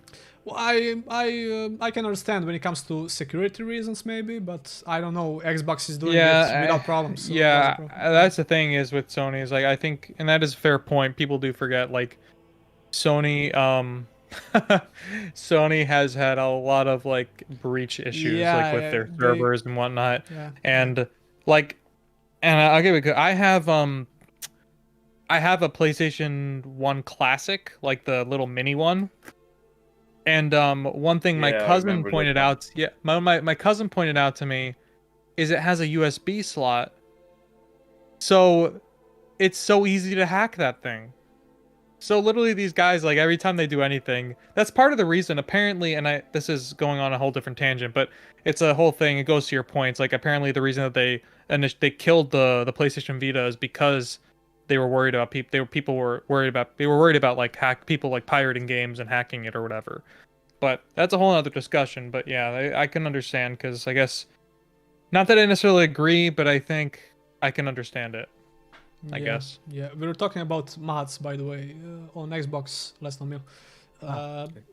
So yeah, I don't know. Modding is really important, but I can understand that smaller studios can barely afford to invest time in in developing the game, and it's a big it's a big problem. I mean, it's not problem. It's a big time investment when it comes to modding tools. So I understand why a lot of smaller games don't have modding support, but it could keep the game alive, especially RPGs, right? Like Skyrim, right? So yeah, modding is extremely important, and I think the consoles are going in the right direction when it comes to mods, except Sony, of course, because they don't allow third-party assets. But yeah. Someone said that if in the chat that if Starfield is Skyrim in the space, I'm all up for it. Well, I think it's more like Fallout 4 in space, but yeah, I think it's going to be a good game at least. So I think in terms of like, just like generally like satisfaction wise, like gameplay, I think that would be sufficient in terms of like their output, and a lot of people are going to like that if it is Skyrim in space. And part of me thinks like if it is only Skyrim in space, or it's not Skyrim in space, there's gonna be a lot of people pissed off about that. Yeah, exactly. I don't see the reason why it wouldn't be. Like I said, it's more like Fallout 4 in space. But yeah. I think somebody said earlier in the chat, I don't, and I agree, is that that Bethesda cannot afford, I don't think, I mean, not to say that if Starfield fails that they're going to go away, because they're not, because they're under the Microsoft umbrella, and Microsoft has untold amount of money, so if they want Bethesda around, they'll just keep them around forever. But Bethesda can't screw this up. They can't, because the people like have short memories, and partially because that's just how life is. You just forget about things and whatever, and you get excited about different things. But people forget, like, their releases historically have been always like buggy and broken, and on PlayStation consoles have been like a mess. If you remember, Skyrim did not launch on PlayStation 3, and when it did, they were like, yeah, we don't even know if we can get the DLC to work for one of the DLCs, because we don't know, because we don't have no fucking clue. Now you could say, okay, that's the PS3 thing. Fair. But Fallout 3 was a broken mess on PS3. Fallout New Vegas was a broken mess on PS3. And Fallout 4 on PS4 was fine for the most part, but it still had a lot of bugs and technical issues. So I do want to see what Starfield is, but I don't think they can't just rest on the laurels of like, oh, thank God, someone else released a buggy game, Cyberpunk. Whew, thank God. Whew, we did it. Okay. Now we can release our game the same. Yeah. All they have to do is like, we just have their game's this buggy. We have to meet this bar. We're good. We have to just be a little bit better than them. No, like, it's one thing to have a couple of things that you'd overlook, but their games have historically been always very buggy. Yeah. So the hype train for Starfield, I am not as much on as everybody else. I'll wait for the game when it's actually working. I always joke with my friends still to this day. I say that Fallout 76, I said it'll be nice to know, I want to know when Fallout 76 moves out of its alpha phase. Because it's still in alpha. Now it's moving into beta. Like, when's it going to be out? This game's been in beta for years. I agree with you that people are forgetting things kind of easily, right? But yeah. I don't actually agree when it comes to forgiving, especially on people on the internet, and especially when it comes to such large releases like Cyberpunk. I can bet that people will be on CD Projekt's Red neck like for the next 5 years at least. And yeah, As they should be. People will buy. My camera died, so my phone almost died overheating here. I definitely have to get a webcam, but yeah, we're gonna wrap this up soon. I had the same problem half an hour ago. Yeah, we have to wrap this up soon because it's been a while. I think No it's problem. It's been 3 hours, where I think we're doing pretty well considering. Yeah, it's I haven't had to use the bathroom 13 times, so we're good. Yeah. Anyway, what were we talking about? Yeah, the situation with CDPR. Starfield. with CDPR, yeah, and Starfield. And, yeah. I think that people will be extremely pissed if Starfield turns out to be even a solid game. They expect it to be a redemption story, right? As well as Witcher 4, that will probably be for CD Projekt Red, right? I wanted to ask about that. Yeah, Witcher 4 is in the same boat, and I think the CDPR and Bethesda are kind of in the same boat now when it comes to their next big release. I mean, Will there be a there will definitely be a Witcher 4. Yeah. There is. They just signed a thing with the author to I think the author had contested something because like he was like, oh, I didn't know the games would be this successful, and I like signed away all of my money, all of them, like whatever. So he worked out another deal with them so that they can give him some compensation for those games and also like make more games in the franchise. So they're making more Witcher games. Yeah, definitely. And I think they're probably going to make another Cyberpunk game. But whether that's an online game or single player. Yeah, what do you think, LastKnownMeal, especially about the potential release date for Witcher 4? Do you think they will try to focus all the resources? I think they will still work on Cyberpunk until they iron out all the bugs and add new content, right? Uh-oh, Baldard went down. Sorry. I was like, oh, he's down. Sorry. Saved. Okay. Yeah, they actually had like an investors update, and they said they're gonna move into agile production, so they're gonna kind of work on both things at the same time. But they're going Yeah, I remember that. I covered that. Yeah, they're gonna mix devs, so it's like it creates more dynamic, system, agile system. But the thing is, like, I don't expect The Witcher in the next 5-6 years. Like, no way. And that like much for as long, because they know it's like Witcher has to be good, because like Cyberpunk is one thing, but your previous Witcher game is Witcher 3, so you gotta make a good Witcher game. Yeah, and it was a game of decade. Yeah, because if The you screw next it one up, must be better. if you screw it up, that's 2 IPs screwed up. Like, that's all that you have. Like, well, that's like I think ACG said in a podcast talking about Mario. He was like, Nintendo knows they cannot screw up Mario. That's why all the Mario games, like, regardless of what do you think of them, are all like at base good. People were going Very crazy good about I don't know what exact Mario game on the Switch because they pulled it out of the store, right? Yeah, Like the that. Mario, the 3D All Stars collection. Whole other discussion. I was just bringing that up as a point of like, they can't screw it up. It's like the same thing with like Nintendo. They know, but the thing is, Nintendo's aware. Like, we can't screw up Mario. That's effectively our flagship, our icon for Nintendo. When you think of Nintendo, if I say Nintendo, you're like, oh yeah, the Mario. Yeah. Yeah. So, same thing with CD Projekt Red. They built such a brand of like, what do you think of when you hear CD Projekt Red? The Witcher. Witcher, yeah, definitely. Yeah. Although now it's like when you mention CD Projekt, Cyberpunk. Yeah. But yeah, it's like, focus. yeah, they have to redeem it, but they also have to redeem themselves with like Cyberpunk. They have to fix it, because if they leave that game unfinished with bugs, then the next game, like, people are gonna say, so you're gonna have this again.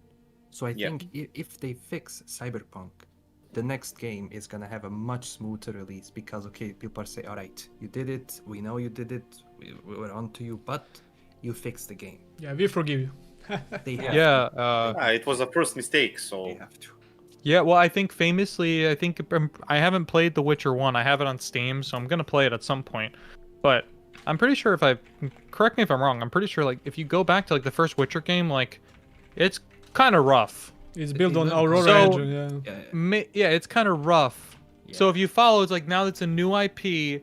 If this is where they're starting, I'm not saying it's a good space to be in, but it's like better than like being with The Witcher 1, where they clearly were just trying a bunch of different things and seeing what stuck. Yeah, the Witcher So- 2 was turn-based combat or Yeah, so no. Baldard, I think you said it's a good, like, there, it's only gonna get better from here, we can hope. Yeah. Witcher 1 had like press the button at the right time. It press was the a- can, yeah, and gonna it was do a a Witcher combo. 2 Witcher 2 was one with No. it was a big difference Witcher- between combat in It was more Witcher action 2 and oriented. Witcher Yeah, 3, yeah. Yeah, 2 was my introduction to the series, and it was awesome. Same here. Same. And But then it- 3, And the Witcher 3 was it's still my favorite game. great game, Late- fantastic game. Yeah. Indisputable, I I'm think using most I'm people using agree. the music from the Witcher 3 in all my videos. By the way. But that's what you said for Mass Effect. It's like the story was good. Like, okay, maybe the execution. Yeah, of course. But for as long as the story is good, and that's kind of a little bit of a problem with Cyberpunk. Those story elements and RPG, and it's like it has depth definitely, like, but it's still it's all over the place. So it's like Witcher. I'm not Witcher that game much was into into Cyberpunk, but I read somewhere that they tried too much to make the game look have the story like the book or something like that. Cyberpunk Is or that The Witcher? true? Cyberpunk. No, actually, like I think they went because Cyberpunk is started as a tabletop RPG, like Dungeons and Dragons, and I think they actually moved away from it in the game. Like they capture the world, like there's no denying that. Like the world and the world design is great. I mean, it's depth, but regarding character creation and how you portray your character, it moved way too much from that tabletop where you as a character were making much bigger decisions and you were not just a follower. And if you were Yeah. playing a corpo, you were a corpo. You weren't a guy pretending to be a corpo. You were an actual, That's bad RPG depth that I was talking about before that lacked Yes. in Yep. the game. That's exactly Damn. okay. There Ball goes. was down again. I think that's I think that's another sign that we should wrap this up. And I can't get my camera to work. I keep hitting my Yeah, table. I would just say to that, I definitely felt that, like, because when you play Cyberpunk, the choices are very kind of lackluster until you get to the end, and then the game like goes off on these crazy branching paths and decisions, and it's like, where was this the whole game? Yeah. Especially when you made The Witcher 3, and you did it pretty well. I thought, like, pretty good. The game was just unfinished, and I think that's the biggest problem. It wasn't needed the like right another year. time It needed for like another release. year or two to be Yeah. honest. At least. It wasn't the yeah. right time. Although Yeah, they, sorry. It's a perfect example of like devs definitely trying to make something, but there was mismanagement, lack of time. Then marketing wasn't kind of going in. They with the weren't in team. sync. Yeah. I actually believe marketing was good, but at the same time, It's marketing was way too GTA focused. It had too many of those action elements. Yeah, but that's the problem with the GTA. trailers in general, because what you're gonna show them, like dialogues or something? People want Yeah. to see, I don't know, if you... Action. They want to Yeah, see action. I mean, basically. perfect example, V shooting from a car in a trailer. Like, if you know it's not gonna be in the game, don't put it in the trailer, especially if it's CGI. Or I or think- that scene when you use the knives from the hands to run on the walls. Yeah, that was missing as Yeah, well. but that's actually something that was like debunked long time ago. Like long time ago, they said. Yeah, like, but that you was know, the thing that was most attractive for me. when Yeah, I watched the actually first the time. same, man. Yeah, I was looking forward to that. Like, I like that parkour style, that wall running. that was like- amazing. the Baldard reason I says like he needs Assassin's wall Creed. run. Baldard says he needs wall running in his games, or he doesn't buy them. Yeah. Looking at you, Biomutant. We'll see. That's the reason why I played the old Assassin's Creed games, because of the wall running and jumping. Yeah, but like LastKnownMeal said, the miscommunications between the marketing team, like he said, I also agree that marketing team did an amazing job, not just great, but I also think that even developers were watching those trailers and they were like, wait, we're making that? Like, what's that? I think that was the problem. yeah, not just that. Yeah, that's the thing, but also with like how like console gameplay was running. Like, it's like, in my opinion, they should have scrapped the game from PlayStation 4 and Xbox One. Yeah, That should yeah, have yeah, I been agree. done a long time ago. Yeah, Because next gen versions only. I would have went with. but that's the problem because it was in development for so long. But still, they should have done it because now, like, you cannot go back to it because you already opened pre-orders. So now it's like, okay, we are in the corner, we're back down. So what do we do now? Oh, delay one time, delay second time. It's like, try the best.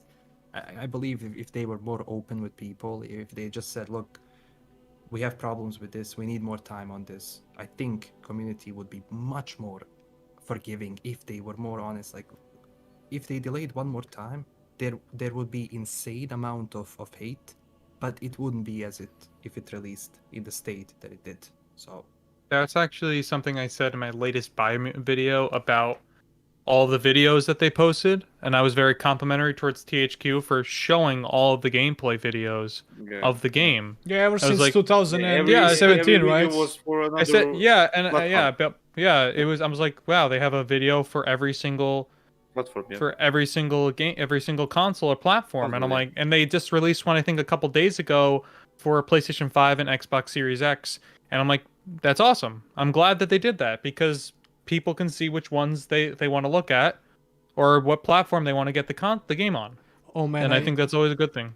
I have to read one comment that's a light spoiler for Cyberpunk, but I think that everyone knows it already. He says, "Hello, my name is Jackie. You know me for 10 minutes, and now I'm dead. I was your best friend. Are you sad?"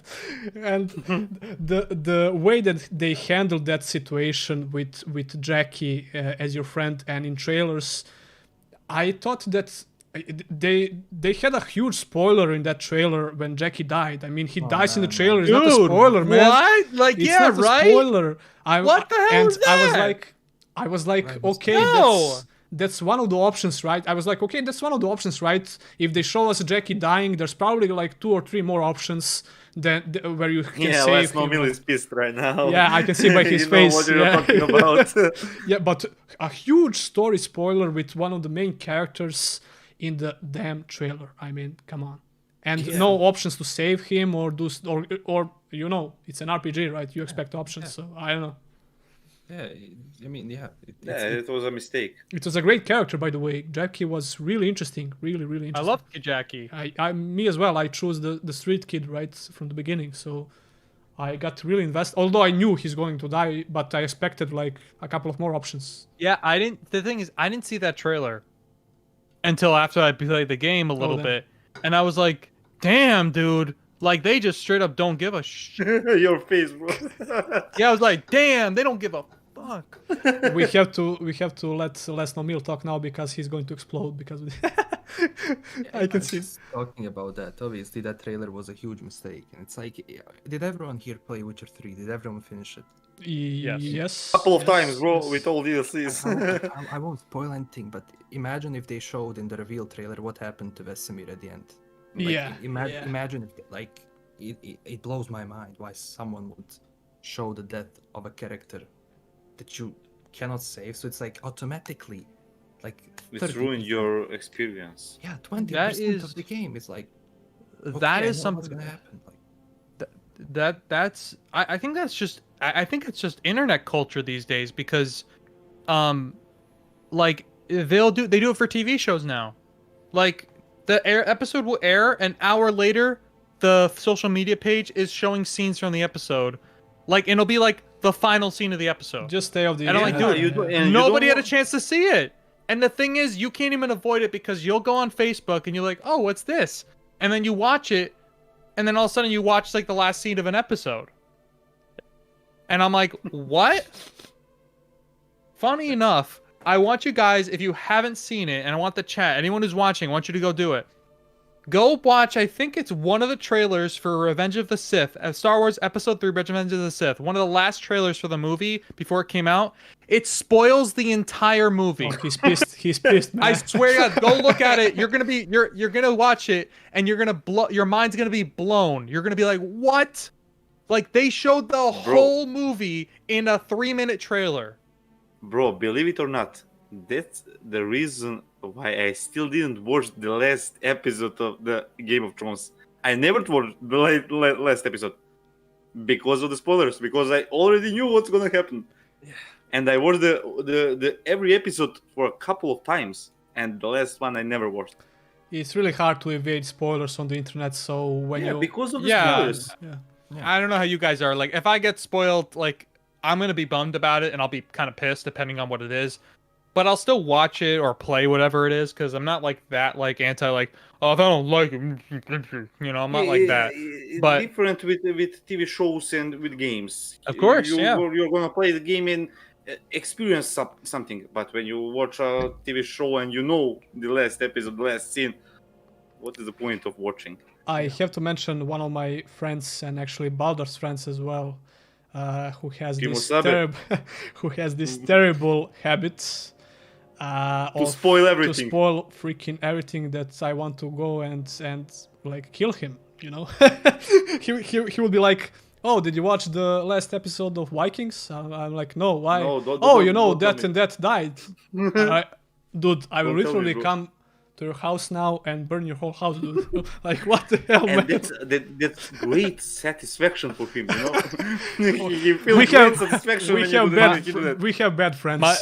my friend famously did that to me when one of the Assassin's Creed games come out, and this is like, you know, like pre like Origins and Valhalla and like Odyssey. This is like Assassin's Creed 2 Brotherhood came out, and I hadn't played it yet. It just came out, and he says something. I was in high school at the time. I'm sitting in the cafeteria, and he just goes, and he's just like, "Oh, I'm gonna say something we're all thinking." He just said something that happens at the beginning of the game. I'm like, "Dude, what the hell?" He's like, "Oh, it's the first 15 minutes of the game." I go, "Okay, it's still part of the game. Like, come on, man. Like, it's not a big deal. I don't really care it be anymore. It's just like one of those things. Like, really, man, come on." When you mentioned the Assassin's Creed games, am I the only one that more likes You the prefer all older the games. Prefer the older games? I don't know, but from Origins, I didn't play any game completely, but the Okay. games before the Origins, I played for a couple of times. I have to completely For example, disagree. Black Flag. Uncle. I played Black Flag for 5 times. Yeah, and, Black Flag. done Black Flag everything in the is- game. I have to completely disagree with you, and you know that I actually prefer the new style because not only because of the RPG elements, although it felt a little bit forced with the first game. Yeah, the with older Origins. games are not RPGs, definitely. No. They are action Even games. the new games are not. I wouldn't necessarily find them as RPGs. They're more like action adventures, but with RPG elements. Although I'm a sucker for Yeah. RPGs, and I prefer that, right? Although I must say that regardless of RPG elements, I prefer the new style of combat a lot than the old. Although it has a lot of flaws. Bro, it's a complete different Yeah, game. I agree. I totally Yeah, agree. totally agree. I really liked Assassin's Creed 1 to Brotherhood, and I did not like Revelations at all. I thought 3 Same was here. I thought 3 was better. I played Black Flag for like Black and Flag maybe is it's not the amazing. best- Black Flag is amazing. So And Rogue. Rogue is maybe great. listen, maybe this is not the best way. Maybe it's not. Maybe I'm telling on myself here. But I played it for like maybe a half hour. I was like, I don't like this, and I turned it off. Never played it again, and I haven't played another Assassin's Creed game again since. I think I tried Unity, or one. What was the one where you would like pick 2 different characters or something? That before the Origins, or not before, before Odyssey. the first I game. think it was Unity. Yeah. Was it Unity or No, Unity. You had twins. I played it for like maybe like had a twins, couple, yeah. like an hour. Didn't like it. Oh, that game. And then I I didn't- think. Yeah. Sorry. Yeah, then I didn't play another Assassin's Creed until Assassin's Creed Origins, because my friend told me they kind of did like a soft reboot of like the modern day storyline, so you might just want to start with Origins if you want to play them instead of playing all of them. So I played Origins, and I was like, this is really good. The ending Yeah, Bayek kind is of fizzles awesome. out, fizzles out at the end, but I thought it was awesome. I loved the Origins. Syndicate had one of the worst, if not the worst, combat in the series, man. I don't know if I'm the only one who thinks like this, but And Syndicate. Unity's most Unity is great. not optimized game. But now it is. Now it actually works great. now But it is It years was a, later. it was a bro. train wreck when it came out, of course. Oh, But yeah. Oh yeah. but yeah, what about you, LastKnownMeal? How do you feel about Assassin's Creed? yeah, Genre? And let's I wrap mean- this up, please. We have to wrap it up after Yeah, this. I'm also gotta go soon, but yeah, I prefer older Assassin's Creed games. Although I did play Valhalla, and if I go into Origins, Odyssey, or Valhalla is by far, I think, the Assassin's Creed game which kind of kept me in, because it captures those Assassin's Creed elements. It's not just, just your classic Ubisoft formula, just a bunch of fetch quests. But I still prefer older games. That's something I think a lot of people want. They just want the fans of the series, game to be Assassin's Creed game. No RPG, no nothing. Just Assassin's Creed. That's what I think. That's what I feel. I want Assassin's Creed game, the old one. Yeah, that's what. That's why I said in my Valhalla. I want a simple combat, but I wanna go and use all the assassin elements. Yeah, assassin in the game. tools and I totally understand. I totally agree. Brotherhood, Templars, and stuff. I agree with you guys, but like I said, I mentioned this in my review for Valhalla as well. I was never a fan of the series, right? I liked Assassin's Creed Black Flag. I think I played Assassin's Creed 1, which I honestly think it's not a good game, and I pointed this out, like I'm not a fan of this series, and that's probably why the new reboot of the series is from Origins and above, right?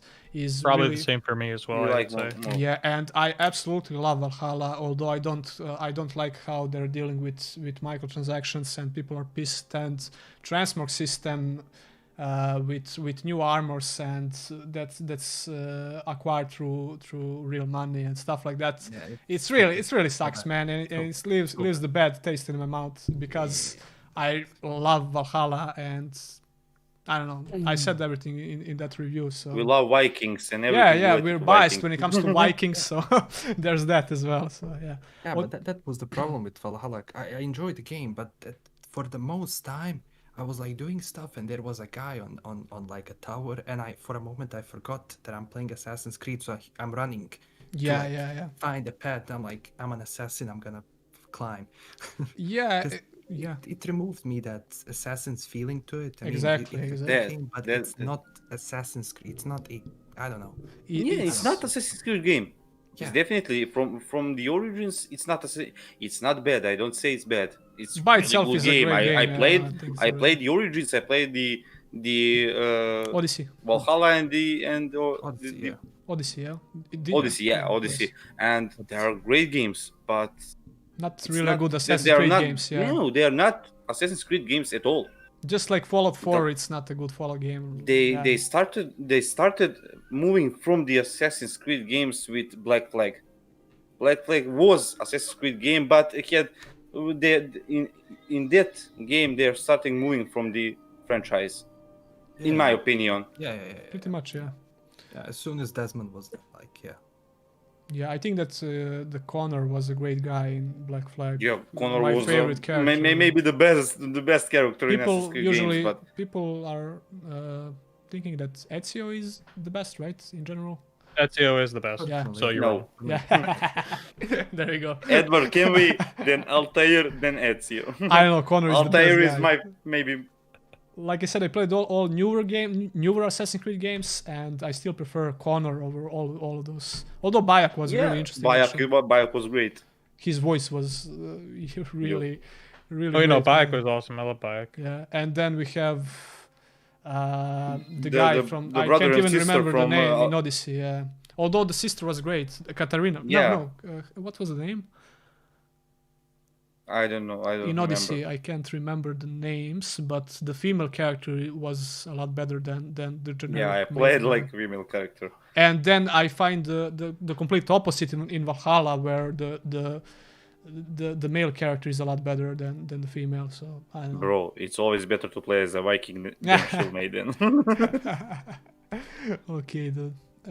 Yeah, I could talk with you guys for another 3 hours, like it was nothing, but unfortunately we have to bring this to the end. So my camera died like 20 minutes ago. For Biomutant. Alexius, yeah, thank you, Barnabas. Yeah, it was Alexius in Odyssey. So yeah, we have to wrap this up, guys. I really love this. Well, it's a podcast, right? It's more of a podcast. So yeah, like podcast format. Yeah, like it's like podcast. We covered a lot of topics in these 3 hours, and which will make it easier for me to put timestamps. So yeah, I will for everyone who is interested in watching the stream as a video, you will have timestamps I'm obviously losing voice. I lost my face already, so I don't want to lose my voice. So we're gonna wrap this up. Thank you guys for coming to the stream. I hope you will be my guests in some future stream as well. Like I said, I plan to do this more often. Bro. And thank you guys for watching. So yeah, that will be Yeah, it. thanks guys. Okay. Bye bye. Bye guys.